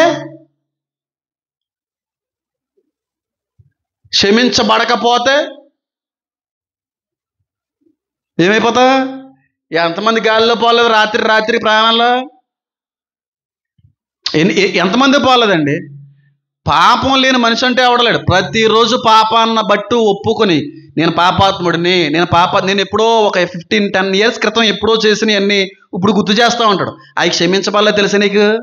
చేసేసో అయిపోయినాయి, కానీ క్షమించబడలేదు, నువ్వు అడగలేదు వాటిని బట్టి అంటుంటే అవి గుర్తు చేస్తున్న క్రమంలో ఒప్పుకొని క్షమించమని అడుగుతూ ఉంటాను. 10 years బ్యాక్ తప్పులు అవన్నీ కూడా 10 years బ్యాకే. నా దగ్గర గన్ను ఉండి సరదాగా పెట్టలను కొట్టేసి తెలుసు కదా నీకు, సరదాగా చంపేసేవాడిని. అవి గుర్తు చేస్తూ ఉంటాడు. దాని యొక్క ప్రాణానికి తగినటువంటి లెక్క అడుగుతున్నాను ఉంది బైబిల్లో. అవి గుర్తు చేస్తున్నాడు, అడుగుతుంటాను. అమ్మ బాబా నిజమే, తెలిసి తెలియని రోజుల్లో అలాంటిది చేసాను, దానికి క్షమించండి బాబు. తెలిసి తెలియని ఎన్నో గుర్తు చేస్తూ ఉంటాడండి దేవుడు మనకు ప్రతిరోజు కూడానే. వాటిని గుర్తు చేస్తున్నప్పటికీ కూడా మనకు క్షమాపణ పొందుకోవట్లేదంటే, పశ్చాత్తాపట్లేదంటే నువ్వు ఏంటో తెలుసా, బండబారిన హృదయమే అంటది బైబిల్. ఏమో 10 years 15 years క్రితమే గుర్తవుతుంటాయి. ఎందుకలా గుర్తవుతున్నాయి? అలా బతికినా కాదు, అవి ఇంకా క్షమించబడలేదు, అవి ఇంకా బ్యాలెన్స్ ఉన్నాయి. వాటి కోసం ఎవరు ఒప్పుకోలేదు. ఎందుకంటే మీ ఇంట్లో తెలియదు కదా, నీకు మాత్రమే తెలిసి అవి చేసినాయి. ఇంట్లో తెలిసి, కుటుంబానికి తెలిసి వాళ్ళు చేతురు, తెలియని చాలా ఉన్నాయి కదా, నీకు నాకు మధ్యన ఉన్నాయే, అవి ఒప్పుకోలేదు ఇంకా నువ్వు, వాటిని ఇంకా క్షమించబడలేదు నువ్వు, వాటి నిమిత్తం పశ్చాత్తాపడలేదు నువ్వు. నీ తల్లికో, నీ తండ్రికో, నీ కుటుంబానికో, నీ తాతకో తెలిసినవి అయితే వాళ్ళు నీ నిమిత్తం క్షమాపణలో ప్రార్థన చేతురు. వాళ్ళకి తెలియని నీకు నాకు మధ్యన ఉన్నాయి. నువ్వు అడుగుతూనే క్షమింతాను అని గుర్తు చేస్తూ ఉంటాడు. చిన్ననాటి తప్పులు కూడా గుర్తు చేస్తాడు తెలుసా, చిన్ననాటి తప్పులు. క్షమాపణ పాప క్షమాపణ నిమిత్తమే ఆయన రక్తాన్ని కార్చాడు గనక ఖచ్చితంగా మరణించు లోపు మన పాపాలన్నిటి నిమిత్తం కూడా క్షమించబడాలి, క్షమాపణలు పొందుకోవాలి. క్షమించబడకుండా, పశ్చాత్తాప పడకుండా ప్రాణాన్ని కోల్పోతే అది నిత్య నరకానికి దారితీస్తుంది. నిజంగా ఇప్పుడు నేను తిరిగాను, అవి చేసుకొచ్చాను, తెలిసినవి ఉన్నాయి ఇంట్లోకి, ప్రభు అలా చేస్తున్నాడు మా అమ్మగారు చేసి ప్రార్థనలు చేసుకొచ్చారు, ఇంట్లో వాళ్ళు చేసి ప్రార్థన చేసుకుని వచ్చారు, వాళ్ళతో పాటుగా నేనే చేశాను. మరి నాకు దేవుడికి తప్ప ఇంకెవరికి తెలియని చాలా ఉంటాయి కదా, వాటిని గుర్తు చేస్తాడు. ఎవరికైనా గుర్తు చేశాడు అలాగే ఎప్పుడైనా దేవుడు? ఎప్పుడు చేయలేదా? అయితే ఆయనకి నీకు సహవాసం లేదని అర్థం. చిన్నతనం నుంచి ఈ రోజు వరకు ఏ తప్పు, ఏ పాపం, ఏ లోటు చేయలేదంటే అసలు నువ్వు మనిషి కదని అర్థం. సృష్టిలో ఉన్న ప్రతి జీవి కూడా పాపం చేస్తూ ఉంది. పాపం సంక్రమించబడింది ఆదాము అవ్వ సమయం నుంచి కూడా.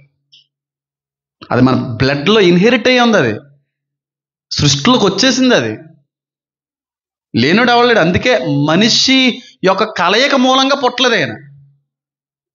పురుషుడి యొక్క కలయిక మూలంగా పడ్డానికి ఇష్టపడలేదు, ఇంకొక వ్యక్తి యొక్క కలయికతో పుట్టడానికి ఇష్టం లేదు. ఆ పరిశుద్ధమైనటువంటి కలంకం లేని గర్భం నుంచి పుట్టుకొచ్చాడు ఆయన. మనిషే అన్నాడు, చనిపోవాల్సి వచ్చింది, చచ్చిపోయాడు అంతే. పరిశుద్ధాత్మను మూలంగా గర్భం దాల్చిందని ఉంది. ప్రతిరోజు ఒప్పుకుంటున్నారా మీ పాపాలని? మీ తప్పులను ఒప్పుకుంటున్నారా? పశ్చాత్తాపడతా ఉన్నారు ఈ రోజున? తెలియని రోజుల్లో చేసినటువంటి ఏమన్నా తప్పుదలు ఉన్నాయేమో వాటన్నిటి నిమిత్తం కూడా అనుదినమో కూడా పశ్చాత్తాప పడుతున్నావా? ఒకవేళ పశ్చాత్తాప పడగలిగేటువంటి రీతిలో ఒకవేళ నువ్వు ఉంటే నిమిషం కూడా ఆలస్యం చేయడు, వెంటనే ఆ దోషాన్ని, ఆ పాపాన్ని వెంటనే తుడిచేస్తాడు, బ్రష్ ఆఫ్ చేస్తాడు, అది క్లీన్ చేసేస్తాడు. మళ్ళీ చేస్తావా చేయవనేది వేరే విషయం. ముందే క్లీన్ అయిపోవాలి కదా. ఆ పాత దరిద్రం అంతా క్లీన్ అయిపోయి మళ్ళీ నిష్కలంకమైన రీతిలో మళ్ళీ కడతా ఉంటాడు. అలా ఉండిపోతే మంచిది. ఒకవేళ పడిపోతే మళ్ళీ క్లీన్ చేస్తాడు ఆయన. కానీ ఒప్పుకోకుండా, పశ్చాత్తాప పడకుండా, ఇలాగే వెళ్తాను నేను, మొండిగానే వెళ్తాను నేను, ఒప్పుకున్న తర్వాత ఇంక మళ్ళీ దాని జోలికి కూడా వెళ్ళొద్దు. ఇంకా వస్తాడు ఆయన. నువ్వు అడుగు ఆలస్యం అంతే, నువ్వు ఒప్పుకో ఆలస్యం అంతే. నిమిషంలో వచ్చి ఆయన కరుణ, ఆయన కృప, ఆయన ప్రేమను కనుపరచగలిగే దేవుడైన. ఎక్కడికి వెళ్ళ తప్పిపోయిన కుమారుడి కంటే కూడా ముందుగా వెళ్ళి ఏ విధంగా అయితే ఎదుర్కొన్నాడో ఆ విధంగా ఎదుర్కోవడానికి పరిశుద్ధాత్మ దేవుడు నిరంతరము కూడా ఏమై ఉన్నాడో ఎదురు చూస్తా అన్నాడు. ఆకాశము నుండి ఆయన పరిశీలిస్తా ఉన్నాడంట. వివేకము కలిగి నన్ను వెతుకువారు కలరేమో, ఎవరన్నా నన్ను తెలుసుకుంటారేమో, ఎవరన్నా నేను క్షమించగలిగేటువంటి దేవుడిని అని చెప్పి ఒప్పుకుంటారేమో అని చెప్పి ఎదురు చూస్తూ ఉంటాడు. మనం ఒప్పుకున్నావా? తప్పు నా తప్పు ఎందుకు అవుతుందండి? వాళ్ళదండి తప్పు. వాళ్ళదంతా తప్పు పెట్టుకుని నేను ఎందుకు ఒప్పుకుంటానండి? నా తప్పు అని ఎలాగంటారండి? వాళ్ళది తప్పు అయినా ఇంకోళ్ళు తప్పు అయినా నువ్వు ఒప్పుకోవాలంతే. యోబు చేసిన తప్పులకా ఆయన రోజు కూడా పాపాలు ఒప్పుకునేది? పిల్లలు చేసిన తప్పులు ఒప్పుకునేవాడు. ఈయన ఏం చేయకపోయినా ఒప్పుకోనండి, నా తప్పు ఏమీ లేదండి, వాళ్ళు అన్నారు కాబట్టి నేను అన్నానండి, వాళ్ళు చేశారు కాబట్టి నేను చేశానండి, వాళ్ళు తిట్టారు కాబట్టి నేను తిట్టానండి. నువ్వు ఒప్పుకోవాలంతే.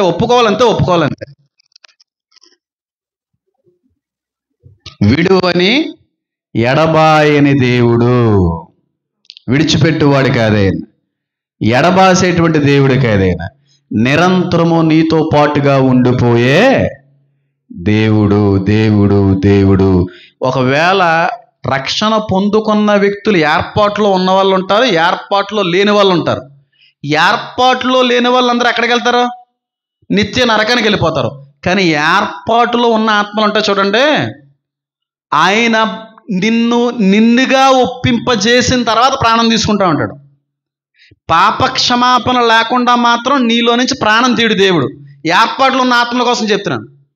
ఒకవేళ ఏర్పాట్లో ఉన్న ఆత్మ అయితే నీ పాపాలు క్షమించబడకుండా నీ ప్రాణాన్ని అపహరించుకుని పోడైన, నేను తీసుకోడైనా, నీ పాపాలు క్షమించబడేంత వరకు కూడా ఎదురు చూసి అప్పుడు తీసుకుంటాడు ప్రాణం.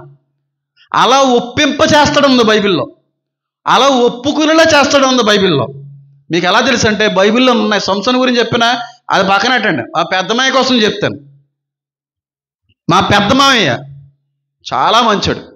మా ఫ్యామిలీలో అలాంటి వ్యక్తి లేడు, రాడకూడని అంత మంచి మనసు. కానీ ఒక వ్యసనం ఉంది. ఆ వ్యసనాన్ని బట్టి దేవుడికి దూరం అయిపోయాడు, తల్లిదండ్రుల దగ్గర ఉండలేకపోయాడు. నేను ఇలాగా ఈ వ్యసనంతో ఎలా ఉంటానమ్మా అని చెప్పి దూరంగా బతికాడు. కానీ ఆ వ్యక్తి దేవుని ఏర్పాట్లు ఉన్న వ్యక్తి, దేవుడికి ఇష్టడై ఉన్న వ్యక్తి అయిన. కానీ ఆ వ్యక్తి పాపంలో కానీ చచ్చిపోయాడు అనుకోండి, ఎక్కడికి వెళ్తాడు? పాప క్షమాపణ లేకపోతే నరకానికే.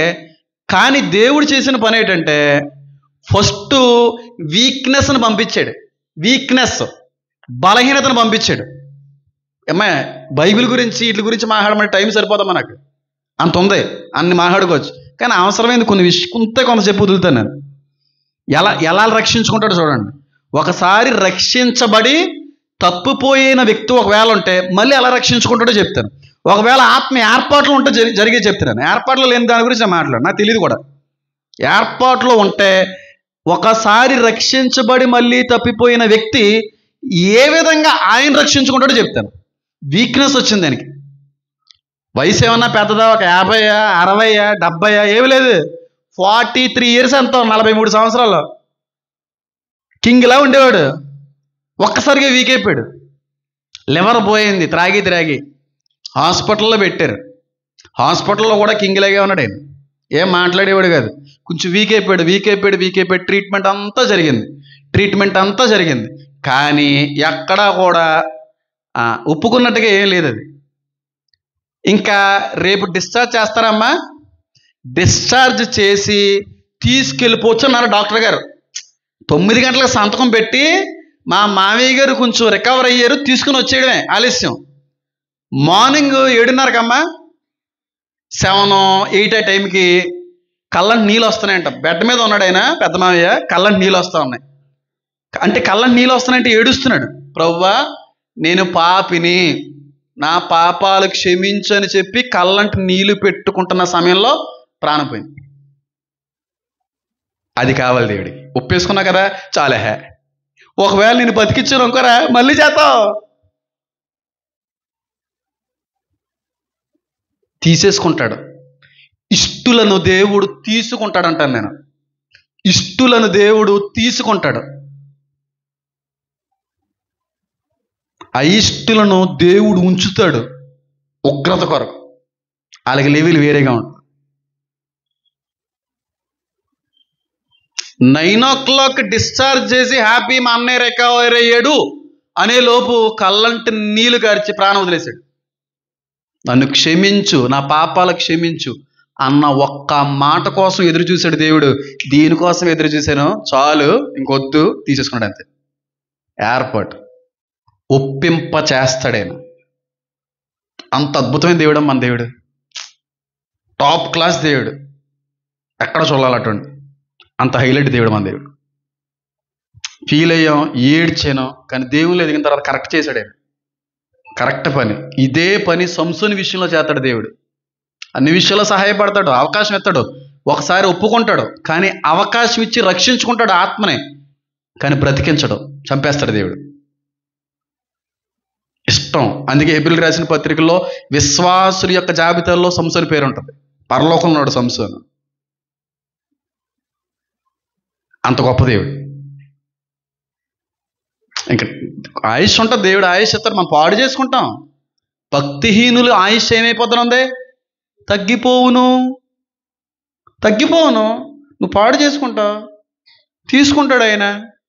ఒకవేళ ఆయన ఏర్పాట్లో ఉంటే కానీ వదలడం, ఒప్పింపజేస్తాడు. ఇడ్లీ తిన్నాడు కదమ్మా, ఇడ్లీ తిన్నాడు. అమ్మ వెళ్ళిపోతున్నావా నేను 9 o'clockకి 9 గంటలకు వెళ్ళిపోవడమే, ఇడ్లీ పెట్టమంటా, పెట్టే తినేద్దా పోదాం అన్నాడు. తెలియకుండా దారదారలుగా నీళ్ళు కాచేసాడు. ప్రభువా నన్ను క్షమించు, నా పాపాలు క్షమించు అన్న లోపే కళ్ళు తేలేసేసాడు, ప్రాణం పోయింది. అంత గొప్ప దేవుడు. దేవుడు అక్కడ అన్యాయం చేశాడంటే న్యాయం చేశాడు, చాలా మంచి పని చేశాడు అని నేను అంటాను. ఏమో ఒకవేళ మావయ్య గారు బయటకు వచ్చి ఒకవేళ మళ్ళీ అదే పని చేసి అదే తప్పులో ఒకవేళ జీవించి పాపక్షమాపణ లేకుండానే ఒకవేళ అపవాది యొక్క కుయుక్తికాన్ని చెక్కబడితే పరిస్థితి ఎలా ఉందనో. చనిపోయిన 4 రోజులు తర్వాత ఎప్పుడో అమ్మకే దర్శనంలో కనబడ్డాం. అన్నయ్య కంటే నాకంటే పెద్ద ఇంట్లో ఉన్నాడు అన్నయ్య అని చెప్పి చిన్నమ్మాయి చెప్పడం. తర్వాత రోజుల్లో అస్సలు వదలడం బాబు ఆయన, అస్సలు వదలడం. అందుకే కొంతమంది ఏర్పాట్లు ఉన్న ఆత్మలు ఉంటాయి, ఎంతగా కూజాడుతుంటాను వాళ్ళని. మీకు అర్థమవట్లేదు. ప్రాణహాని ఎక్కువ ఉంటుంది వాళ్ళకి, ప్రాణహాని ఉంటుంది. ఎందుకంటే ఏర్పాట్లో ఉన్న వాళ్ళకి ఒత్తిడి ఎక్కువ ఉంటుంది. ఏర్పాట్లు లేనివాడికి ఒత్తిడి ఏముంటుంది? సత్తే నరకం, సాతానికి నీతో పని ఉంటుంది, అలాగే మనోడిరా అనుకుంటాడు. కానీ ఏర్పాటులో ఉన్నోడి మీద చాలా ఒత్తిడి ఉంటుంది. వాళ్ళే ఎక్కువగా దేవుని గాయపరుస్తూ ఉంటారు, వాళ్ళే ఎక్కువగా దేవునికి ఇష్టం లేని పని చేస్తూ ఉంటారు, వాళ్ళే ఎక్కువగా దేవుని మాటకు అవిధేయత చూపుతూ ఉంటారు. వాళ్ళ మీద నేను ఎక్కువ ఫోకస్ ఉంచుతూ ఉంటాను. నాకు తెలుసు ఈ లోపులాడు ఏదైనా చేస్తాడా.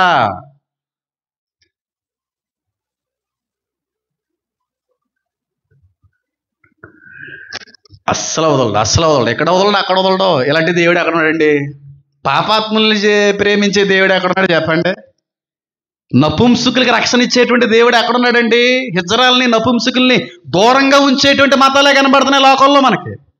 నపుంసకులను దూరంగా చులకనగా చూసినటువంటి దేవీ దేవతలే కనబడ్డాయి. కానీ నపుంసకులకు సైతం రక్షణ అందించిన ఏకైక దేవుడు నా పరిశుద్ధమైన దేవుడు. గట్టిగా చపలు కొడుతూ దేవుని మహింపడతాం. వాళ్ళకి ప్రత్యేకమైన స్థానం ఇచ్చిన దేవుడు మతం ఏదైనా ఉందంటే మందే. పరిశుద్ధుల యొక్క గుంపులో ఉంచినది ఏదైనా ఉందంటే మన దేవుడే. అలాంటి దేవుడు మన దేవుడు. విడువని ఎడబాయని దేవుడు. ఒక్కసారి రక్షించబడి తప్పిపోతే మళ్ళీ రక్షించబడతారా? ఖచ్చితంగా రక్షించుకుంటాడు. ఆయన రక్షించుకుంటాడు. ప్రాణం కోల్పోతావు, ఆత్మ రక్షించబడదు. అంత గొప్ప దేవుడు. చాలామంది హైందవేత్తలో ఒక మాట అంటూ ఉంటారు, నాకు అది కూర్చోబెట్టి చెప్పాలనిపిస్తుంది నాకు. సరదాగా ఫోన్లోనో వీడియోలోనో చేసి చెప్పేస్తే అది పెద్ద ఏమి ఉండదు. ఒకసారి కూర్చుంటే బాగుంటుంది, మొత్తం అంతా తేలిపోద్ది ఎవరికి ఎంత ఉందో అన్నట్టుగా అనుకుంటాను. కానీ వాళ్ళు ఒప్పుకోరు కదా.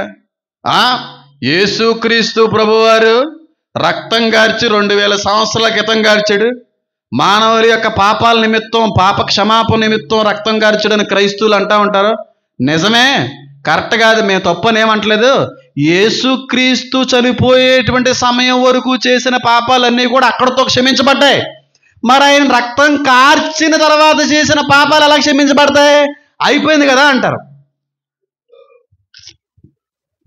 యుగ సమాప్తి వరకు ఎదురయ్యే ప్రతి పాపం కొరకు కూడా రక్తం కార్చేసాడు ఆయన. మళ్ళీ కార్చక్కర్లేదు. ఒకప్పుడుకి యుగ సమాప్తి వరకు వచ్చేటువంటి పాప నిమిత్తం ఒక్కసారి కార్చాడు రక్తం.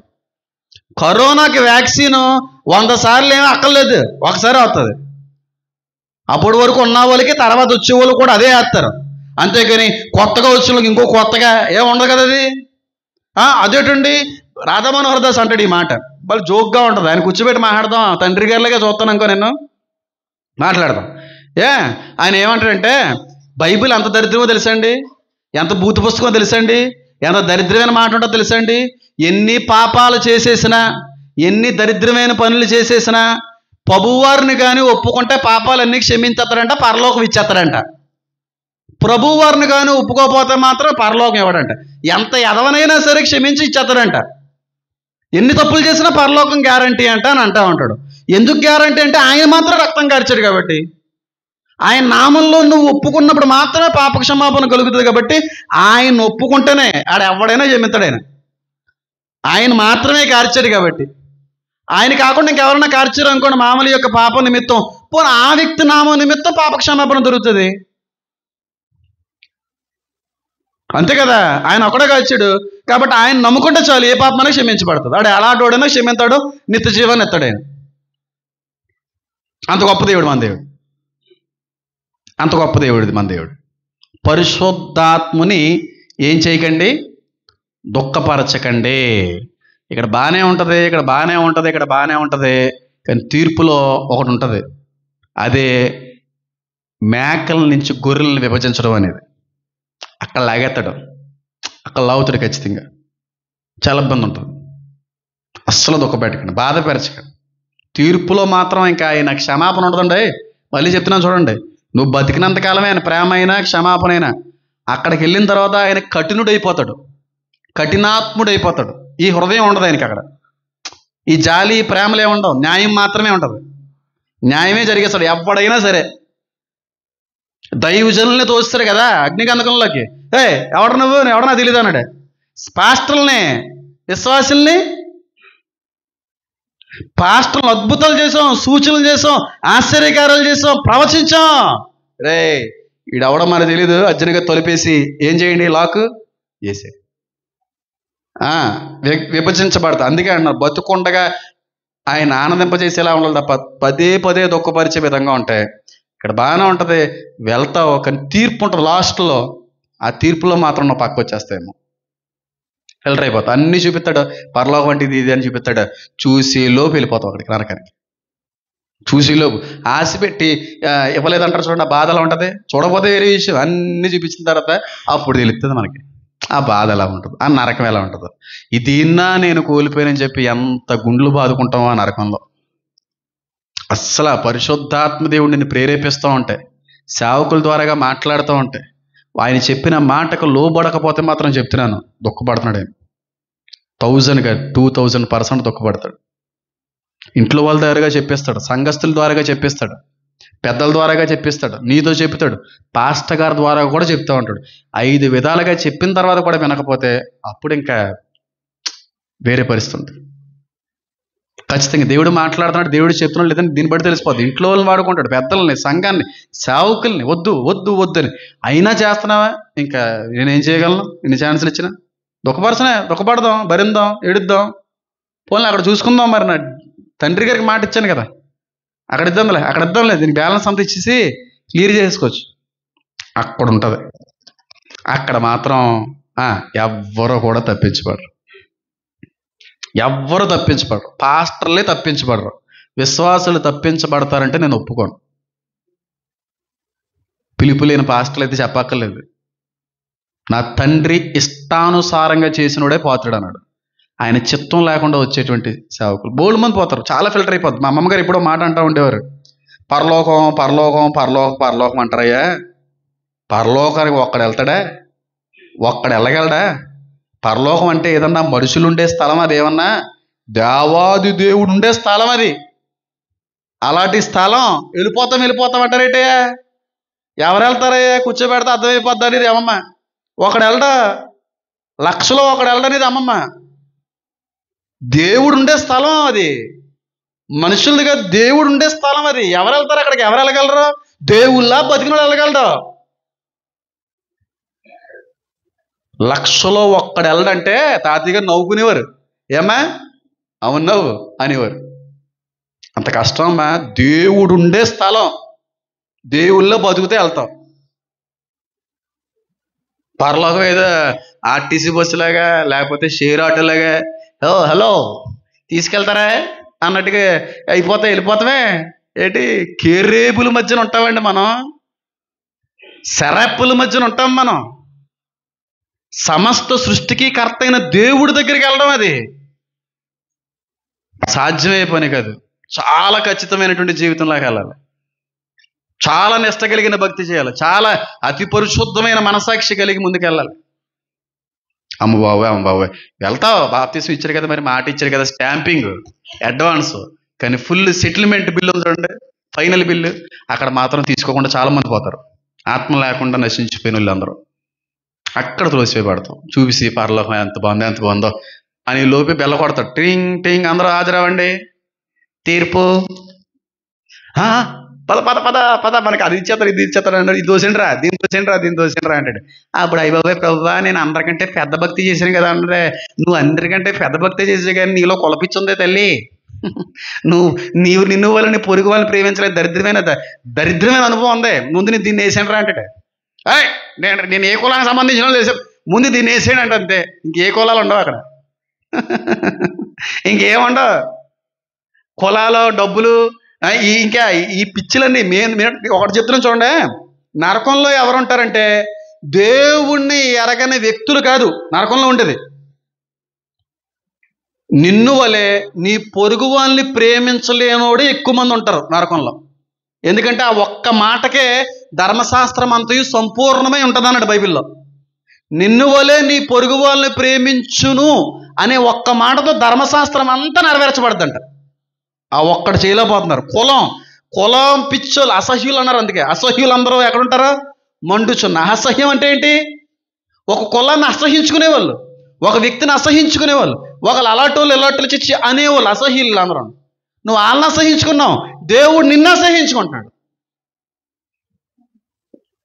అస్సలు ఈ అహంకారాన్ని చంపేయండమ్మా నేను చెప్తున్నాను. అస్సలు మంచిది కదమ్మా. మనకి తెలియని లోటు పాపం తెలియకుండా దాచుకుంటున్నటువంటిది ఏదన్నా ఉందంటే క్రైస్తవ్యంలో కులమే. దాన్ని చంపండి. అది మీరు బ్రతుకుండగా అది కానీ మీరు దాన్ని చంపకపోతే అది మిమ్మల్ని చంపేస్తుంది నరకంలో. చాలా డేంజరస్ లక్షణం అది, చాలా డేంజరస్ రా చిన్న, మంచిది కదా అది. పెద్ద కులస్తులు చెప్తున్నాను, చాలా ఇబ్బంది పడిపోతారు మీరు. అసలు ఆ మాట రాకూడదు నోట్లోంచి, ఆ మాట రాకూడదు. ఎంత దుఃఖపరుతున్నారమ్మా దేవుణ్ణి, ఎన్ని విధాలుగా దుఃఖపరుతున్నారమ్మా సంఘస్థులు, ఎన్ని విధాలుగా ఆయాసపరుస్తున్నారమ్మా. నీ పంతానికే పోయి, నీ మొండు పొట్టుకే పోయి, నీ అహంకార బుద్ధికే వెళ్ళిపోయి, నీ గర్వ హృదయానికే నీ జీవితాన్ని సమర్పించేసుకుని, నేను దేవుడిని మాట్లాడలేదు, నాదే పంతం, నాదే అన్నట్టు వెళ్తున్నావు. ఆయన ఎంత దుఃఖపడుతున్నాడు. ఉంటుందా ఉద్యోగంలో నీకు పాపక్షమాపణ ఉంటుందా? నూతన యెరూషలేములో నీకు ప్రవేశం ఉంటుందా? ఆ పట్టణం ఎంత అందంగా ఉందని ఉంది బైబిల్లో, ఎంత అద్భుతమైన పట్టణం, దానిలో నువ్వు ప్రవేశిస్తావని నువ్వు అనుకుంటున్నావా? ఆ పట్టణంలోకి వెళ్ళాలండి కొందరే ఉంటారో, చాలా తక్కువ డిస్టెన్స్ డైమెన్షన్స్ ఉంటుంది, చాలా చిన్నది అది కొలతల ప్రకారంగా చూస్తే. అంటే దాని అర్థం అంతమంది ఉంటారు, చాలా తక్కువ మంది. మానవుని యొక్క కొలతలో ఉంటుంది బైబిల్ గ్రంథంలో, ప్రకటన గ్రంథంలో చిన్న డైమెన్షన్స్, చిన్న కొలతలో. ఇదైతే ఎంత పెద్ద ఉండాలి కదా, ఉండవు. ఎందుకంటే ఉండేదే తక్కువ మంది, వెళ్ళేదే తక్కువ మంది. ఎన్ని చంపుకోవాలి చెప్పండి, ఎన్ని విధాలుగా దుఃఖపడుతున్నాడు చెప్పండి. ఇన్ని విధాలుగా దుఃఖపడుతున్నాడు ఆయన. నేను వ్యభిచారం చేయట్లేదు, నేను త్రాగుడు త్రాగట్లేదు, నేను నరహత్య చేయట్లేదు, ఏమీ చేయట్లేదు, అన్నీ బాగున్నావు, కులం దగ్గర దొరికేస్తున్నావు కదా, ఆ ఒక్కటే గారు నెరవేరాలంటున్నాడు ముందు దేవుడు. అవిశ్వాసులు ఎవరో, అవిశ్వాసులు అంటే విశ్వాసం విరిగిన వాళ్ళే అవిశ్వాసులుగా మారిపోయిన వాళ్ళు ఎంతమంది. దీని గురించి ఖచ్చితంగా 2025 సంవత్సరం నుంచి మొదలు పెడదాం. పరిశుద్ధాత్మ దేవుడు విడిచి వెళ్ళు దేవుడు కాదు, ఆయన విడువని ఎడబాయని దేవుడు. ఒక్కసారి రక్షించబడి తప్పిపోయినా సరే మళ్ళీ ఆయన ఏం చేసుకుంటాడో రక్షించు. 7 సార్లు కాదు, 70 సార్లు క్షమించగలిగే దేవుడు. కానీ ఈ లోపల ఇంకా ఎన్నిసార్లు గద్దించినా వద్దు వద్దు అన్నా సరే లోపడకపోతే ఏమైపోతారు? హఠాత్తుగా నాశనం, ప్రాణం పోద్ది. లోబడనొల్లనే జనముకు, ప్రజలకు శ్రమ బైబిల్లోనే ఉంది, అది లేని మాట కాదు. అది పదే పదే చెప్తున్నా సరే వెళ్తుంటే నీ ఇష్టం, కానీ నువ్వు మాత్రం ఎట్టి పరిస్థితుల్లో దేవుని రాజ్యానికి వెళ్ళవు. ఎక్కడైతే నీ లైఫ్ హ్యాపీగానే ఉంటుంది, సూపర్గానే ఉంటుంది, రిచ్గానే ఉంటుంది, కానీ ఆ స్థానానికి వెళ్ళవు. మళ్ళీ చెప్తున్నాను, బైబిల్ పట్టుకొని చెప్తున్నాను, వెళ్ళరు మీరు. ఏర్పాటులో ఉన్నవారు, పిలువబడిన వారు అనేకులు, ఏర్పాటులో కొందరే, చాలా తక్కువ మంది, చాలా తక్కువ మంది. పట్టణం ఎంత చిన్నగా కనబడుతుంది, ఇంక జనం ఎంత తక్కువగా ఉన్నారు అర్థం చేసుకో. వచ్చేసాం, ఆదివారం బైబిల్ చదివేసాం, ఆరాధనలో పాలు చేసుకున్నాం, పాట పాడేసాం, ప్రార్థన చేసేసాం, 2 కన్నీటి బొట్టులు కార్చేసాం, అమ్మయ్య క్రైస్తవుని అయిపోయి కాదు. భూలోకంలో క్రైస్తవుడివే, అక్కడ మాత్రం ఆయన కుమారుడివి కుమార్తెవేని మాత్రం పిలిపించబడకపోవచ్చేమో. ఎందుకు చెప్పినా అర్థం చేసుకోండి. ఈ మాటని ఆత్మీయంగా మీరు ఆపాదించుకోండి తప్ప, అమ్మో దేవుడు క్షమించే దేవుడే కదా అని అనుకుంటే సంసోను వలే కాదు, సౌలు వలే ఒకవేళ వదిలేస్తే దేవుడు నిన్ను, ఇస్కరియోతు యోధా వలే దేవుని వదిలేస్తే, వీళ్ళందరూ అభిషక్తులే. కానీ క్షమాపణ పొందుకునే లోపే మరణం వచ్చేసింది వాళ్ళకి. సాతాను ప్రేరేపణకు లోబడిపోయారు. యోధా అభిషేకించబడిన వ్యక్తి కదమ్మా, యేసుక్రీస్తు ప్రభు వారు అభిషేకించి పంపిస్తాడండి యోధానే.